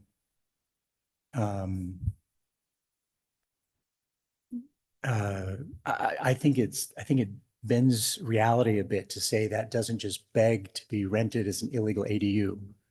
It does. I'm not saying it would every time, but it does. I would also not go as far to say we have effectively figured out how to enforce against illegal ADUs. We're not there. I'm sure hoping we get there. It's a primary concern. It should be for this council to figure out how to do that, but we're not there. So I also don't feel comfortable taking that stretch to say, oh no, we got it down the road. I don't think that's advisable. If we nail it and people simply can't, I think we should make a different choice at that point. But I think it's just begging to be abused. All right, do we have a motion regarding this code amendment, either changing it or just we don't have to have a motion and then it essentially dies and then we just move on to the next one? Or we can have a motion to adopt it as written or change certain parts of it. But we do have 30 minutes to get through 7 more motions. I'm good leaving this one as is. That means no motion. That means just leave it as the current code. So that means don't move section 1434 into 1430. It means just leave it as is. I would disagree, and I would move that we make the changes, that we move it into 1430 with the changes as presented. I will second. All right, do we have discussion on the motion? I'd maybe like to make a comment about the begging to be duplex illegal. I mean, I know I won't belabor this point too long, but I mean, I think we're making certain assumptions about the market that I don't think are accurate, because there are plenty of people who want and need something like this. There are also lots of houses. There's so much need for homes that people will buy a house that has all kinds of structural problems and they'll fix them. I mean, a house 2 houses down from me did not have a connection between the upstairs and the downstairs, and it had no master bedroom or bathroom. And the person bought it and made all of those things happen because that's the neighborhood they wanted to live in, and that's where they wanted to raise their family. So, I mean, I just don't think we have to assume all of those things are more inevitable than the other kinds of scenarios that often play out because the market is needing this kind of flexibility. So I see it as an attractive alternative. And I do agree, though, that we're not where we want to be on enforcement, but I think we're miles farther along if we pass these motions today than we were. And I think if, like I say, we would still have all the same rules in place for when that property changes hands. But I think actually seeing really productive uses of something like this for elderly people, there's just such a demand for it in the city, and our city's only going to get older. People are going to need this. It's been a huge blessing to people where I live to have young people living in the basements. So anyway. Any more discussion or should take a vote? Yeah, if I may, one of the reasons I like this is that it simplifies the code because the extra living space, having that designated differently has been confusing. I like that it makes it more like the ADU in who lives there and inspections and the process, which I think is clear for people applying for it as well as for zoning and development services. And I like that it expands this opportunity to more seniors throughout the city. If there are concerns about this interior access, I like Brian's suggestion of if it's an internal ADU to maintain the access. But for something like the house that I live in, it doesn't, that house cannot be cut up into another apartment if we wanted to do it. But we do have the option of building a little garage with an apartment above it. And clearly I'm out of this anyway, because I'm in an area where ADUs are allowed. But there are houses that are like mine. And I would love for an older couple to be able to put, you know, like a tiny house or something like that. So someone could come and live with them and they don't have to leave their home just because it does not lend itself to an interior ADU. I really think it's important that we give these people the option because there's We have a lot of motions, Rachel, we have a lot of motions to go through. So just keep that in mind, please, as we're trying to get through all these. All right, then I'll stop. Okay, any more comments on this one? Are we ready for a vote? Okay, we're going to vote on this motion. Counselor McKay, yes. Counselor Counselor McKay, no. Sorry, I'm a no. Counselor Whipple? Yes. Counselor Bogdan? No. Counselor Christensen? No. Counselor Garrett? No. Counselor Handley? Yes. Counselor Hoban? Yes. So that does not pass. 4-3. I would like to make a motion, we change the age from 65 to 60, but leave everything else about the elderly person's extra living space as it is. I'd second that. All right, we'll take any discussion on that motion? Why not 55? I just think that's too young. I think 60 is good. You think 55 is young? I'm glad to hear it. I'm very close to that. I Too young. I think the average, you know, I think a lot of people are empty nesters by their mid 50s. So that's one reason why I would, Well, they're not prefer frail. 55. They're still doing just fine, hopefully. We're making assumptions about people's economics. I don't want to make I that. don't know about economics. I'm saying their health. I hope they're healthy at 55. Yeah, but it's the idea is that it gives they're in a position where they have extra property that they're not using. This is an excellent way to make use of our housing stock to. I made the motion and for that's- 60. Okay, I'm just Okay. discussing Yeah, it and I'm trying to see if anyone else is interested in 55 as an alternative. I'm okay with 55. I see it more as an economics thing. I see it more as the ability for somebody perhaps to retire or somebody who gets, who's underemployed, to be able to, you know, afford to stay in the same home. I guess I'm looking at myself in 10 years and saying, you know, if something were to happen to my career, I'd love to be able to stay in my same home and rent my basement or something like that. So for me, it's an economics, and I think lowering it to 55 is okay, but that's not the motion on the table. So you'd have to make a second motion, substitute motion. I'll make a substitute motion for 55. Second that. All right, any discussion on the motion? Yeah, I'm not persuaded until we get enforcement in place. I'm just not. So I'm not even in favor of 60 without enforcement being in place. So once we get that, I'd be happy to have this discussion, but I think it's premature. All right. Any more discussion or just take a vote? All right, we're going to take a vote. Counselor Whipple, Yes. Counselor Bogdan, No. Counselor Christensen, No. Counselor Garrett, No. Counselor Handley, Yes. Counselor Hoban, Yes. Counselor McKay, no. So that does not pass. Now we're back to the 60. 4-3. Yeah, now we go back to the 65 to 60 motion. Is that how it works? Yeah. Yeah. All right. Any discussion on that one? All right, we'll do a vote. Counselor Bogdan, Yes. Counselor Christensen, No. Counselor Garrett, Yes. Counselor Handley, Yes. Counselor Hoban, Yes. Counselor McKay, yes. Counselor Whipple. Yes. That one passes 6-1. All right, let's go on to number 2. Awesome. Okay, number 2 is second kitchen agreement. And again, to option the proposed code amendment, which is just to add the connection of 1430, so ADUs, into the current code for second kitchen agreements. Or option 2, which is council staff recommendation, which is to repeal second kitchen agreements.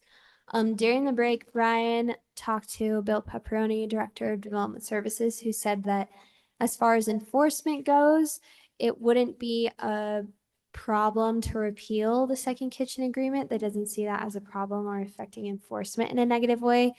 But the second kitchen agreement is recorded on the title, and so it is a way, if people have one and are aware that they have to have one, it is a way for people to be aware of It ADU educates them regulation. on the zoning, It right? educates them. Yes. Our philosophy, council staff philosophy is, I don't know how many people are even aware that second kitchen agreements exist, except for when they're being enforced on through ADUs. So we should just focus on ADU regulations and enforcing on that. But I do understand that if there is a second kitchen agreement on the title, that is another maybe touch point for education for people. So Counselor Hoban. Those practical implications are essentially we wouldn't regulate on somebody building a second kitchen in their home when they build their home correct. anymore. Nope. Right? And they wouldn't be required to sign a paper saying, I understand I'm building a second kitchen, but I can't just rent it out to as an ADU, right? That's the Agreed. practical consideration.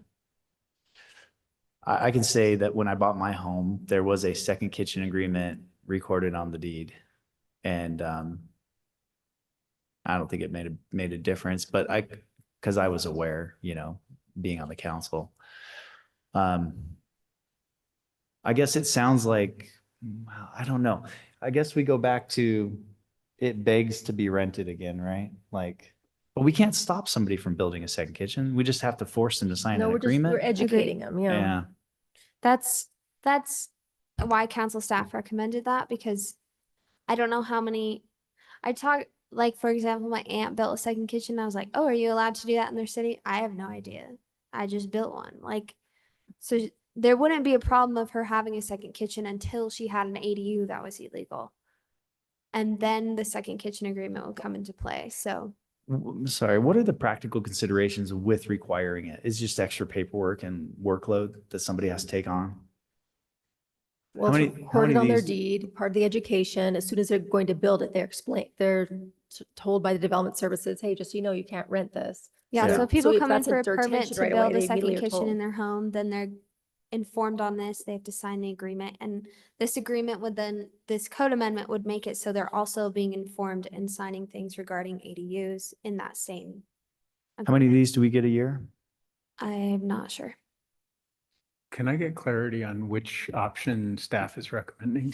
Development services, so zoning staff came up with the proposed code amendment, and then once we got, I will say timeline, once we got the proposed code amendment, I was confused and said, why don't we just get rid of it if it's just for enforcement of ADUs anyway, for simplicity of enforcement of ADUs?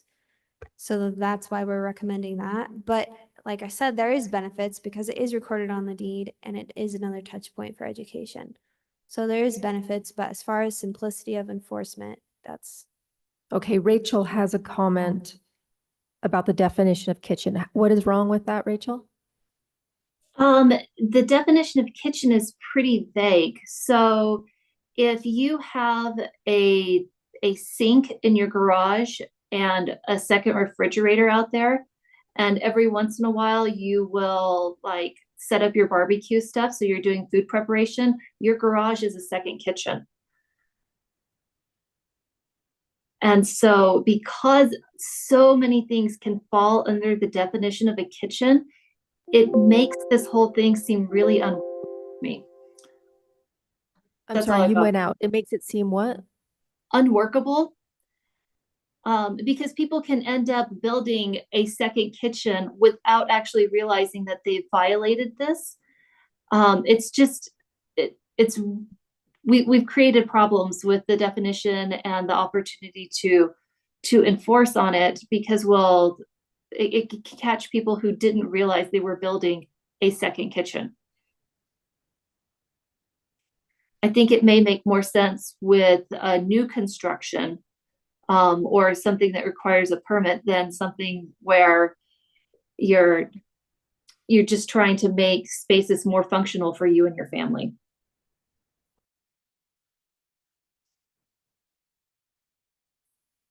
All right. I'll make a motion that we just amend like the first option. I would second that. So we Do the we proposed go with code the in first it. option, so just go forward with the proposed code amendment as Mhm. written by zoning. Okay. Yeah. Can you go back one slide? I think you had that kind of. Someone brought up the kitchen. Is that you want to see the kitchen definition? Or No, the option one. This the is next one for then? That one? no. Well, I thought there was something that kind of showed what option one was. No? Option one is just It's just combining. It's just adding a reference. So in the packet. Okay. It's fine. essentially, Just it's add- essentially just trying to do some code cleanup because we've Yep. created a problem where we've allowed ADUs in places that currently require second kitchen agreements, but it doesn't make any sense to have a second kitchen agreement if you have an ADU. So the option one is basically just making the Okay. second kitchen agreement and the ADU ordinance compatible with each other. But yes, that's option one, but not otherwise changing the state of the law. Okay. Did you make a motion? Yeah, I did. I I got a second. second. Okay. So any discussion on that motion? All right, seeing no discussion, we'll take a vote. Counselor Christensen. Yes. Counselor Garrett. Yes. Counselor Handley. Yes. Counselor Hoban. Yes. Counselor McKay, yes. Counselor Whipple. Yes. Counselor Bogdan. Yes. That passes 7-0. All right, number 3, Malia.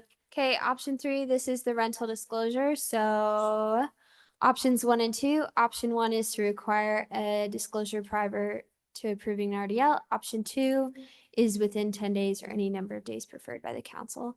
And this is, again, this is a change because right now rental disclosures are required by law, but they are not tracked or kept by the city, and you don't have to prove that you signed it or that you had the conversation with your landlord or tenant. But this would make it mandatory that you have to sign it and show it in order to get an RDL, which would include a vehicle registry. Now, I think this is one of the most significant things we're looking at so far. Like this really does make a change. Like the fact that we had this RDL and do absolutely nothing with it, and we don't track it and we don't keep it is ridiculous. So I like this a lot. So just one question. So those would be kept on record. Yeah, so now they would be a Required. requirement. So when you come in for an RDL, there's requirements that you have to do and you have to turn in documentation. This would be included in one of those documentations. And then that you would need. that's renewed annually? Yes. But in looking at this and thinking about it, I think this also was going to require an appropriation for another employee to watch RDLs, to manage them, to reach out when it's time for renewal, to make sure the person, because I see how your option 2 is more important and makes more sense logically because they're not going to have the renters yet. But I can see this 10 days after it never gets followed up on, it never gets brought in. So I do think that we're going to need someone whose whole job is RDLs. And I do think that salary can be paid by the RDL fee in the end when we get that all worked out. But the amount of rentals that don't have an RDL is enormous in this city.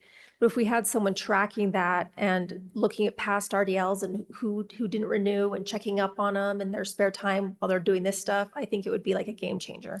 So we could do 2 motions here. We can make one motion to adopt an option if you want to, or amend, and then we can make a separate motion about council staff to work with development services staff to talk about if there would be a need for additional staff and what that appropriation would look like. And we can put a timeline on that within 3 months of this going into place or right now, we can do that. But I think if we separate those out. Okay, that's good to know. Thank you.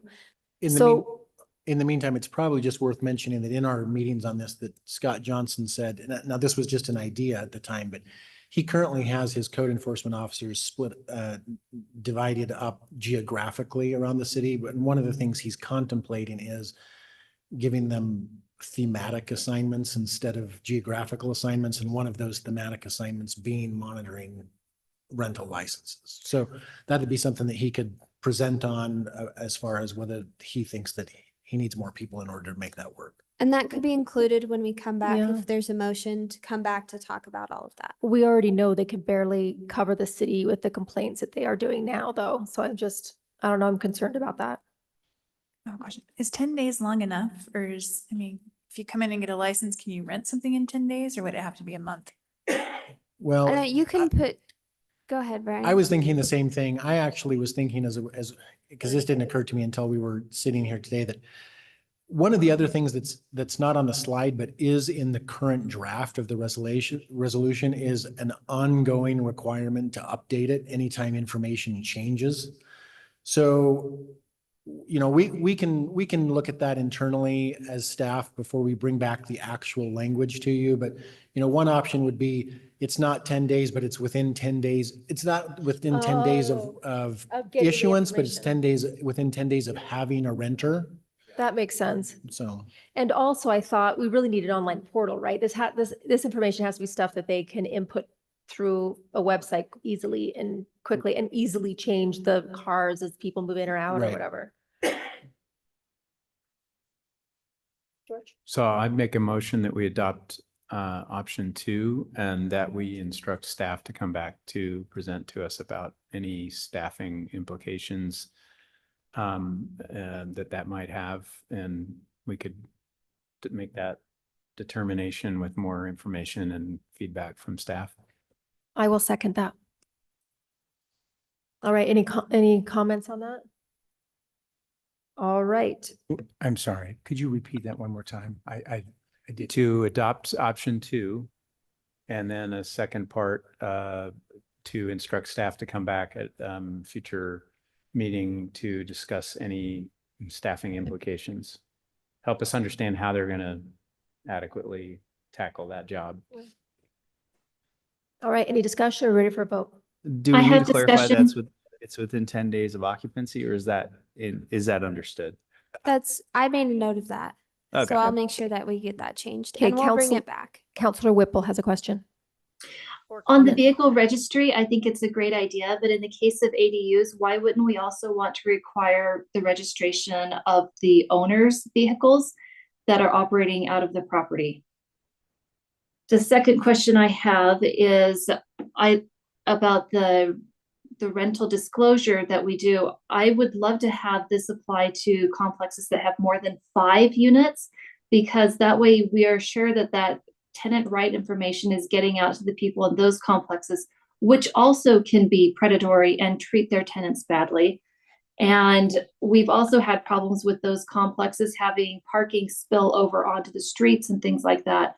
And so the vehicle registration requirement would probably be useful for those as well.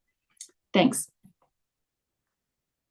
And Malia, remind me, I think in the draft, well, I don't remember. Did we make the vehicle registry actually not apply to the larger complexes, or is it just that the larger complexes don't have to turn the form in as part of their permit application? I'm checking. Because right now, even the larger complexes are supposed to fill out the form. One of the other things we changed that also doesn't show up on the slide is that in addition to saying you have to turn it in, that fourplexes and smaller have to turn it in order to get their permit. Even the larger complexes, we changed it so that they have to give it to us upon any request. So anytime we ask for one, they have to give us one. And I Yes. think that they still have Yes. to do the vehicles. It's just that they don't have to turn the forms in for their permit. They don't have to, so 5 units more, it's upon request, but they don't have to turn things in. Yeah. Yeah. So the you're current correct, proposal what you that staff has been working on would still require the vehicle registry even for the large complexes. It's just not part of their permit process. So I guess that would be something we can watch and see if we're having problems there and enforcement things. I mean, because Rachel's certainly correct that they get taken advantage of all the time.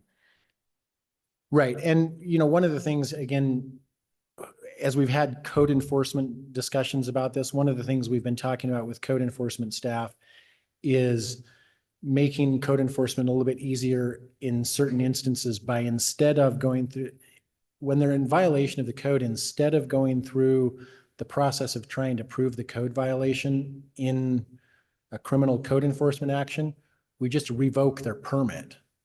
And then we just prosecute them for not having a permit, which is much easier to prove. Right. And we wouldn't want to lose that because I do know that you guys use that. So that would be something that we could do with larger complexes if need be. Okay, but that still stands in the motion we just did.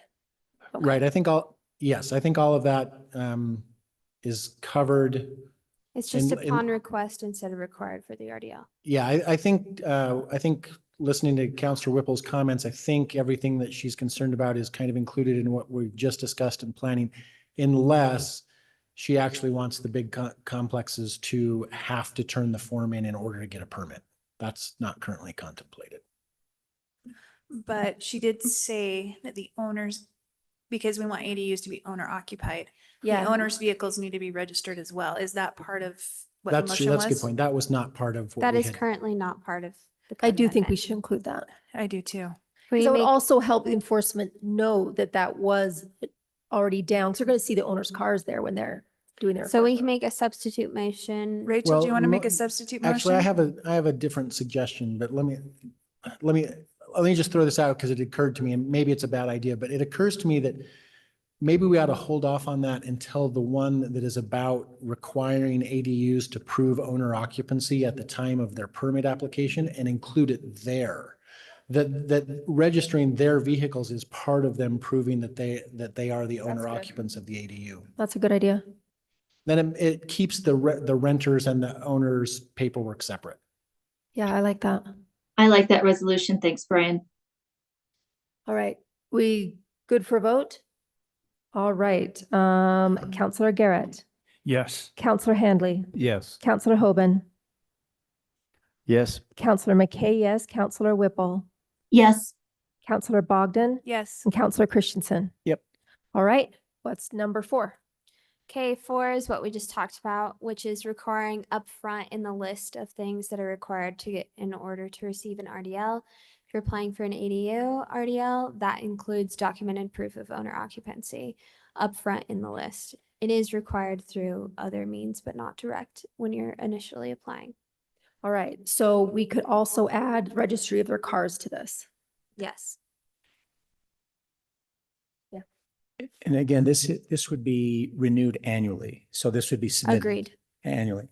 So we've got the car registration. We also talked in the committee meetings, we talked about insurance, we talked about utilities, other things as kind of proof of home ownership.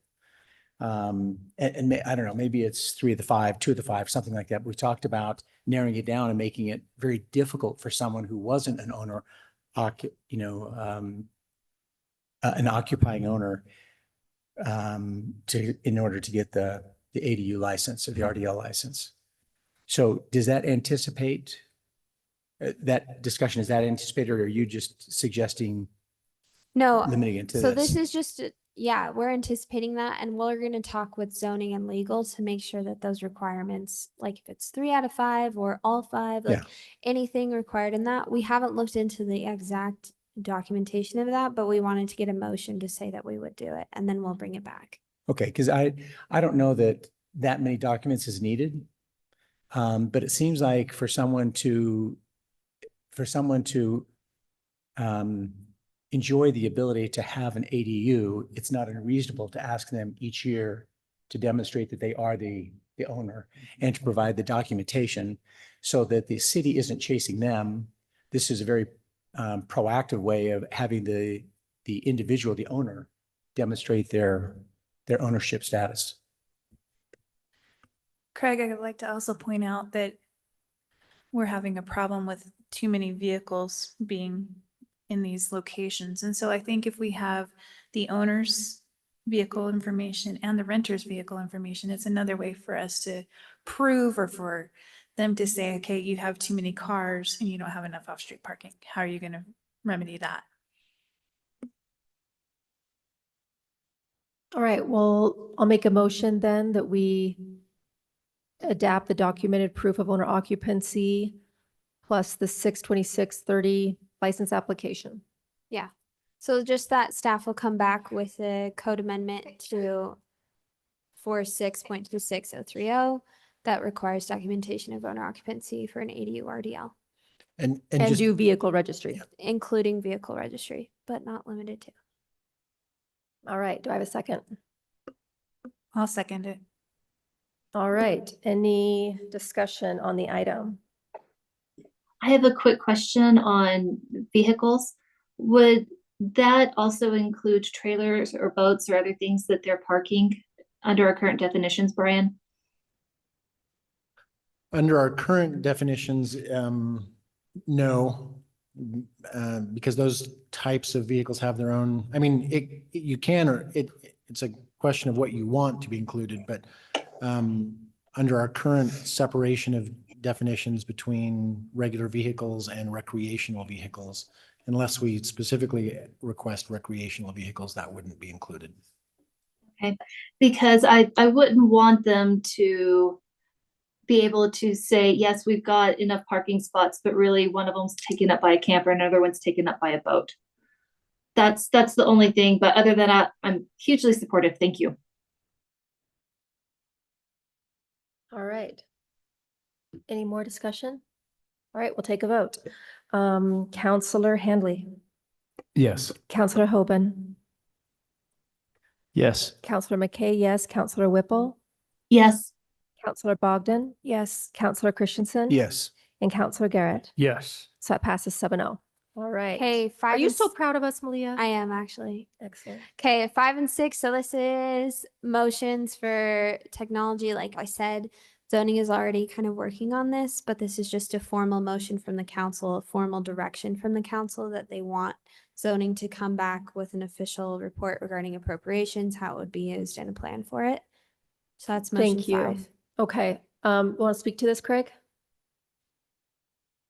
You want me to make the motion?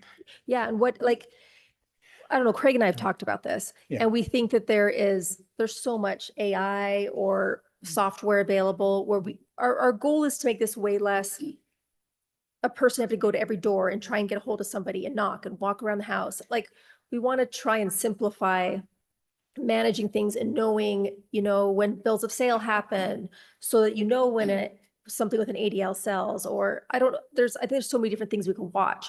Rental sites like KSL and stuff to even know where rentals are happening more often and in Provo City. So we do even connecting tax information with these RDLs. Are they matching up?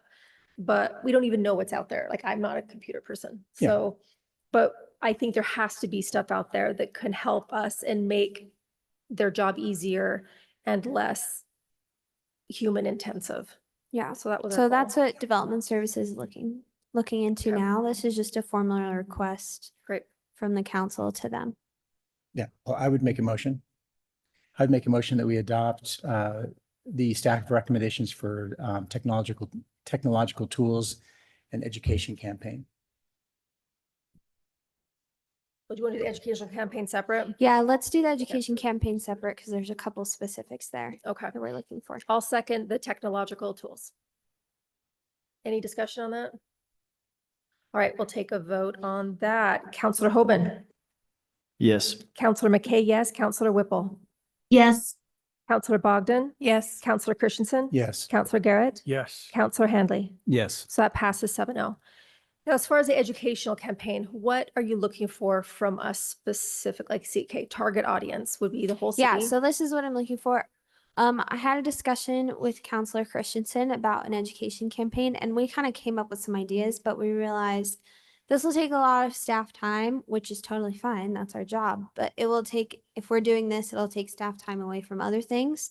So we just want to make sure that the majority of the council is fine with this, but then also target audience? Is it, you know, tenants like, hey, here's the rental situation in Provo. Here's your rights. Here's what your landlord should be doing. This is what you should be doing. Here's the parking. Like, what is the scope of this? Or if you said, like, do you want this to be a year-long campaign? Do you want this to be a 2-month campaign? What's the scope? Is it just social media? Is it in our newsletter? Is it in person? Is it mailers? Those types of things have different. We're just wondering like the scope and what is the goal of the campaign, the audience, everything like that. So we can do cost estimates, but then also make sure the whole council is behind it for staff hours. Okay. I have a comment. With the turnover of students that we have here, I would think that you would have to do it on a yearly basis, and it would have to be just maybe a couple months on a yearly basis, probably in the fall.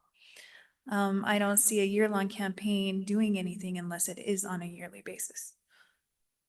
That's a good point. I think we want to reach both, right? We want to reach renters and we want to reach homeowners or landlords. So we want to reach both. And I actually think Becky's idea is great. Like, we could probably get this done where we could reuse our campaign annually. Maybe even do it 2 months out of the year, like in a September and March or something. I don't know. Do you But want it specifically to be about ADUs? Do you want it to specifically? it's about renter rights. It's about Renter, it's ADUs. just It's about housing. housing, like, yeah, all So the just- stuff that we deal, the stuff that we deal with, right? Enforcement, how many people are allowed, occupancy, ADU rules, cars, you know, that a landlord, it is your responsibility to have a parking spot for your. I don't know if it goes too far outside of the scope, but you said renters' rights, but you know, with regard to an email conversation we've been having. Yeah. I would love to have part of this educational campaign. Like, if you have concerns about how your landlord's treating you, you can, and this means we're not getting in the way of the state law, but we're actually empowering students to know what rights they have, where they can go for help, so that they're not just assuming that they have to, But take whatever where can they go bitter for pill help? they're asked to swallow by their landlord. Where can they go for help? Just appeal to their state Well, that's what representative? we would want to sort of gather as information. There are, pro bono legal services. There are, rental rights organizations. I assume that they could maybe learn more about what their rights are. I don't know. I would just like us to provide more information to the students. so And that then they're- let them know exactly what Provo can enforce and what we can't. and what we can't. Yeah, right. Because that would be educational right there for them. Because, we can enforce some basic things. But I don't even know, I don't remember the list of things, but development services, Scott knows. Yeah, we can look into that as part of this. So longevity of campaigns, so time, maybe an annual thing that happens in the fall, we talked about. And I don't think mailing stuff out, that gets very expensive. I would just It do. gets very Yeah, expensive. there's probably a lot of ways to do it, but I would also think in terms of just stakeholders. So students are stakeholders, ADUs are stakeholders, people who rent, who own rentals, they're stakeholders. And each of those campaigns could be very different. But yeah, I don't think mailers are the way to go. I think what we want to do is find ways to influence. So maybe through BYU housing, or I know they don't have the housing thing anymore, but maybe even freshman orientation, there may be something we could do to just integrate with that. But I think we need to be creative and think about where those 3 or 4 stakeholders are and make sure we're just clear about what the guidelines are. This maybe complicates that a little bit, but I'm thinking also just about the general audience, and I don't know how to do that without mailers. But I mean, we know there are lots of people who don't know the rules, and they might decide they're going to rent out their basement and don't realize that they're doing something that they should, need a license for or what have you.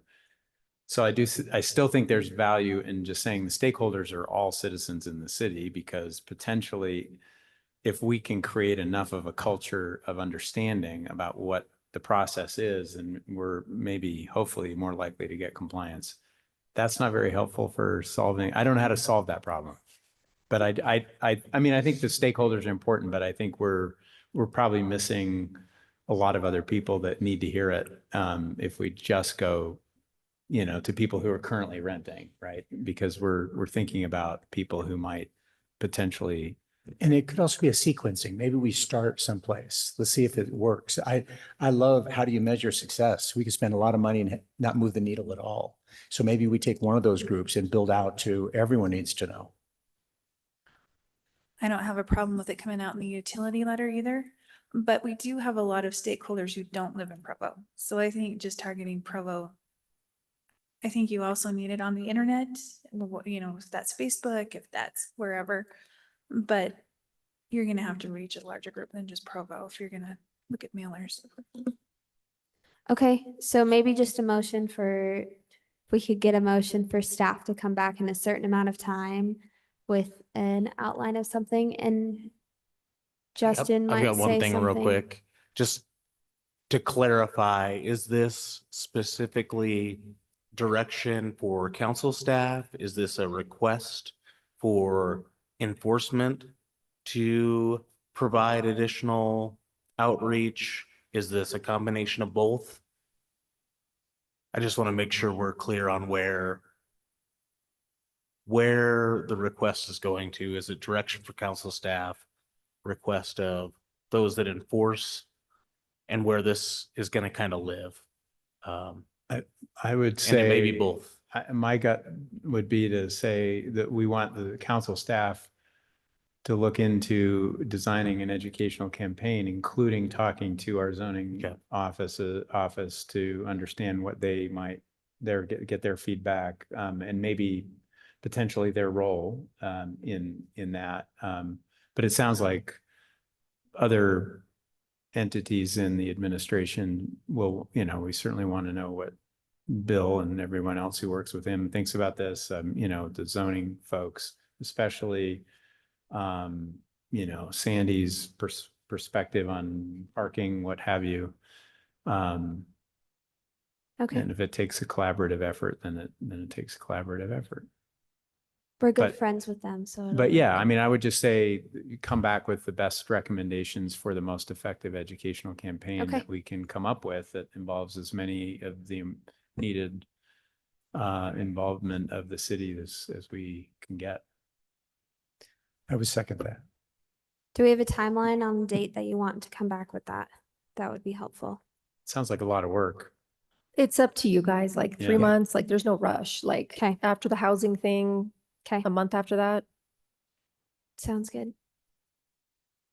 Maybe aim for January. Is that too far? Nope, that's fine. All right, any more discussion? We can take a vote. Okay, we're gonna take a vote. Counselor McKay, yes. Counselor Whipple, Yes. Counselor Bogdan, Yes. Counselor Christensen, Yes. Counselor Garrett, Yes. Counselor Handley, Yes. Counselor Hoban. Yes. All right, that passes 7-0. Okay, the last two motions, definition of the family and the pathways process. Definition of the family, our recommendation is that you give us a motion if you do want us to come back with changes regarding that, to say, come back with changes in 2 or 3 months, whenever you want, but changing, we don't have any recommendations now, because that is a whole big thing. And why would we make that recommendation? I don't, If you want to. It was I mean, just why- something that. why it's is it even on something here? that we I were just don't have directed any to look background at. for it. I'd like to make a motion that we just keep it as it is and we don't need to address that further. Okay, I'd second that. Can I ask a Counselor question? So Handley? why was this recommended though? Yeah. it was just included, so in the January motion, we just started listing things for us to look at. One of those was definition of the family. And I think that the So- conversation, I think it got added to the list because there were questions about how complicated it is. Yes, And it is complicated and it's difficult to understand, but I was just looking at an email today from a national text thread among city attorneys where, you know, the other option is this definition that defines groups of people that function as a family. And it was even more convoluted than what we have.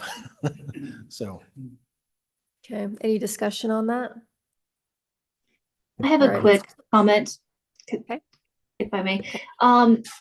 One thing that I'm concerned about with our definition of the family is for unmarried couples and the way it addresses their children. So you can have an unmarried couple cohabitating as 2 unrelated people and their minor children. But as soon as one of those kids turns 18, then you're in a potential violation situation. And I know some families that are getting caught in this problem because we do have family households and we have them where they're not necessarily married, but you do have kids that are turning 18. And as we all know, it's really hard for young adults to find their own place to rent. We have lots of multi-generational housing. And so this is one aspect of it that I think could use revision. I appreciate Brian's comment that it's probably going to be impossible to revise it in a elegant or simple way, but this is one part that I think we could address. Thank you. I don't have any problem with looking at it. I mean, we're not making any decisions right now. So as far as the discussion on the motion goes, I think I would prefer to request that we review the code. And if the recommendation is, keep it as is, this is the simplest way. I just would rather make sure that we're not missing anything that we could improve. Councillor Whipple, can I clarify your comment? So you're saying you're aware of a specific situation where the city is enforcing in that kind of situation and is treating the unmarried couple as unrelated adults and not as a head of household with family members? There hasn't been enforcement, but the family reading the code realized that they were in violation. And because they were or had been in subsidized housing, they were very concerned about this. Okay. I guess my only comment with regard to They're not going to do anything. Councillor Handley's comment, I guess, is if the idea is just look at the definition of family and see if there's anything you can do to make it better, that's kind of a big and really open-ended project. So I would prefer, kind of along the lines of Councillor Whipple's comment, I'm not certain that I agree with the interpretation of the readers of the code who were concerned, but my suggestion would be if there is something you want us to look at, I would like kind of a list of specific issues that we're supposed to be looking at. I'm not worried about this. Like when they're family, they're family. And I don't believe that we're enforcing on any situation like just such described where, I mean, next to me, I have parents living with all their children, all married and all their children with them. I mean, there's 18 people and that they're all family. But, so we go But to the it could vote. be a cleanup to address the children versus minor children, because by including minor children, we're making a distinction in the code. I understood that we were contemplating a review of the code. So if that's an inappropriate thing to do, I guess I just need clarity on that. I thought that's what we were contemplating. The motion on the table right now is to not review code and just leave it as is, and then we move on. Right, but I'm So- saying that this is on this list because we had the discussion that we needed to review the code. I'm Yes. still Well, not sure maybe why, if Brian's point is that unless we were specific about what reviews we wanted to make, we shouldn't review the code, then we're. Well, in fact, I'm a little bit confused by the last comment because I'm looking at the definition and it doesn't actually say minor children anywhere. It just says children. I don't know, let's go, is there more? I guess I would We say, can vote on it. let's do this. I think this is easier. Because to Councillor Handley's point, I don't think anybody on staff is proposing any specific changes. No. We've looked at it. Staff came to me, asked for some clarification. We came up with some 2.5 page flow charts in order to explain our current definition. I think we're okay with the definition unless there are specific things that need fixing. Okay. And quite frankly, I don't think that actually needs a motion. I would say Councillor Whipple and anybody else who who is aware of any situations where the definition has been a problem, come talk to us. And if as a result of those conversations, we come up with a change, we'll bring it to you. Okay, that's helpful. Okay, thanks, Brian. All right, we'll take a vote on the motion then. Councillor Whipple. The motion was to do nothing. Is that correct? Yes. Correct. Okay, I'm gonna- Recognizing, Council Ripple, that even if that's the motion, that we're still happy to talk to you and take care of anything that you need taken care of. Thank you. No. Counselor Bogdan. Yes. Counselor Christensen. Yes. Counselor Garrett. Yes. Counselor Handley. Yes. Counselor Hoban. Yes. Counselor McKay, yes. So that passes 6-1. Okay, this last motion, I'll say something here. I strategically put it at the end because I figured this would be the longest discussion and I didn't want it to overtake the other 7. So I knew if we got to the end, our next work meeting is really light and we can continue this and talk about this at the next work meeting unless we think we have a quick and easy decision on this because it is 4:53. But I know this one might have a little bit more discussion than others. So we can continue this specific motion to the next work meeting if you want, or we can just motion to do nothing or one of the staff recommendations. I mean, how do others feel? Counselor Christensen? Yeah. Well, I would make a motion that we repeal the pathway process. I will note if we repeal the pathway process, we did just make a motion. No, we didn't. We're actually fine. I'm going to stop talking. So That's I fine. would make a motion that we repeal the pathway process and that we, again, I don't know what else we need to say, but the entire pathway SUP process. Okay. I'd And second that. And so is it actually directing staff to come back with the With a ordinance? code amendment Okay, to the code repeal amendment that. to repeal the entire process. Yes. I'd second that. Okay, seconded by Becky. Counselor Hanley. Yeah, I would plead with my counselors to delay this because I think that's a big discussion. I think that's a very significant departure from the past council.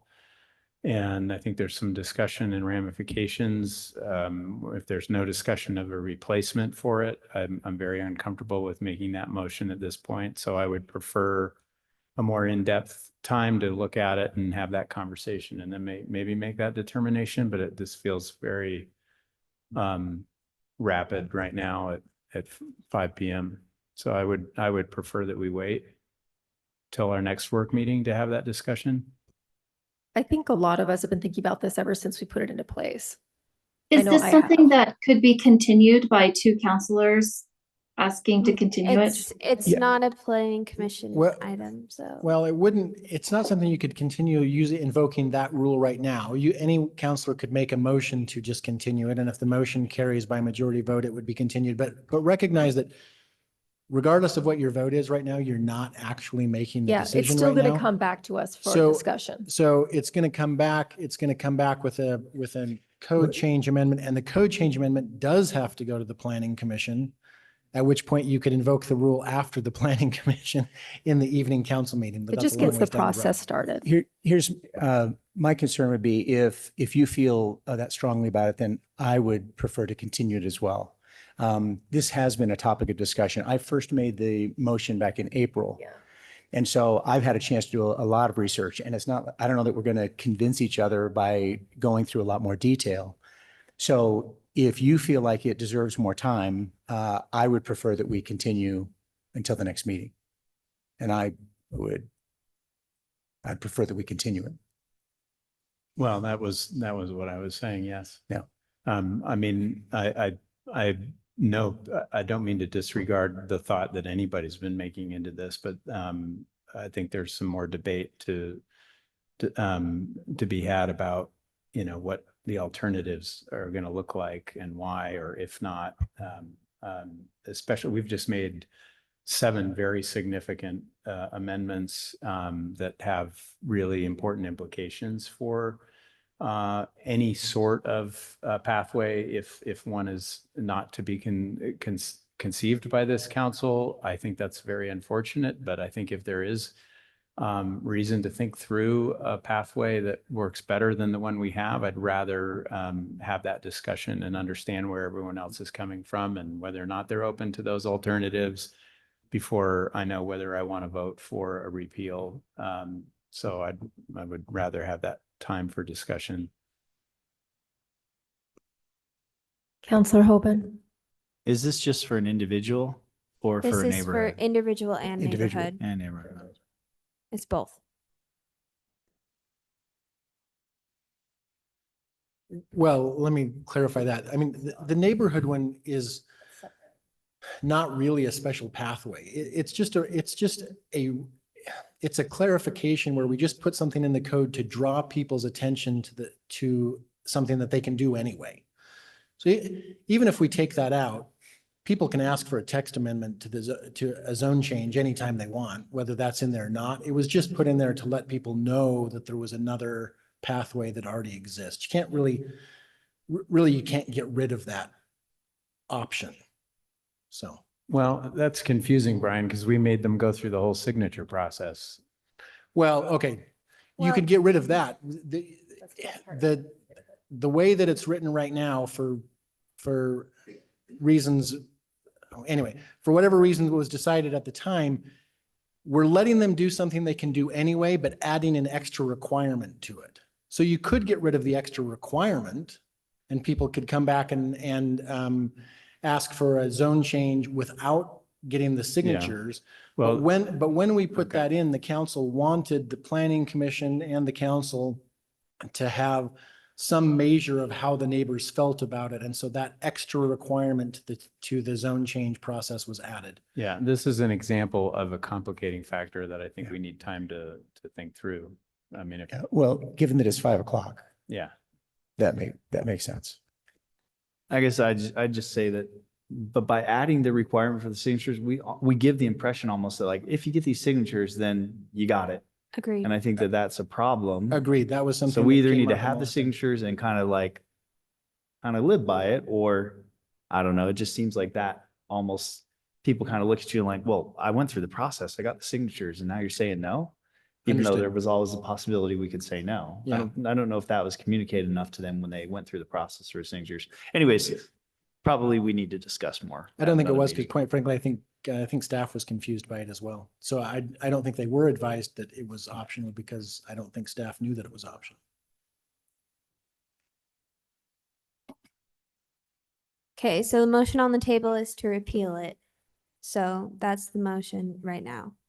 Yeah, so we'll take a vote on the motion. Well, Or are you withdrawing? your Or maybe motion? we do a substitute. I mean, how do we do a continuance? You Well, can one, just you could just withdraw it. withdraw Well, your motion. I'll withdraw the motion and so that we can take it up in the next work meeting. Okay, And make a substitute motion.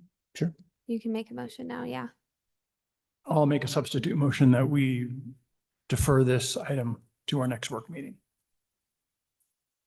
I'll second. All right, we'll take votes. Counselor Bogdan, Yes. Counselor Christensen. Yes. Counselor Garrett. Yes. Counselor Handley. Yes. Counselor Hoban. Yes. Counselor McKay, yes. Counselor Whipple. Yes. Okay, that passes 7-0. If there's no objection, we will now adjourn the Provo Municipal Council work meeting by unanimous consent. All right, there is food. Yes, there's food Recording and then stopped.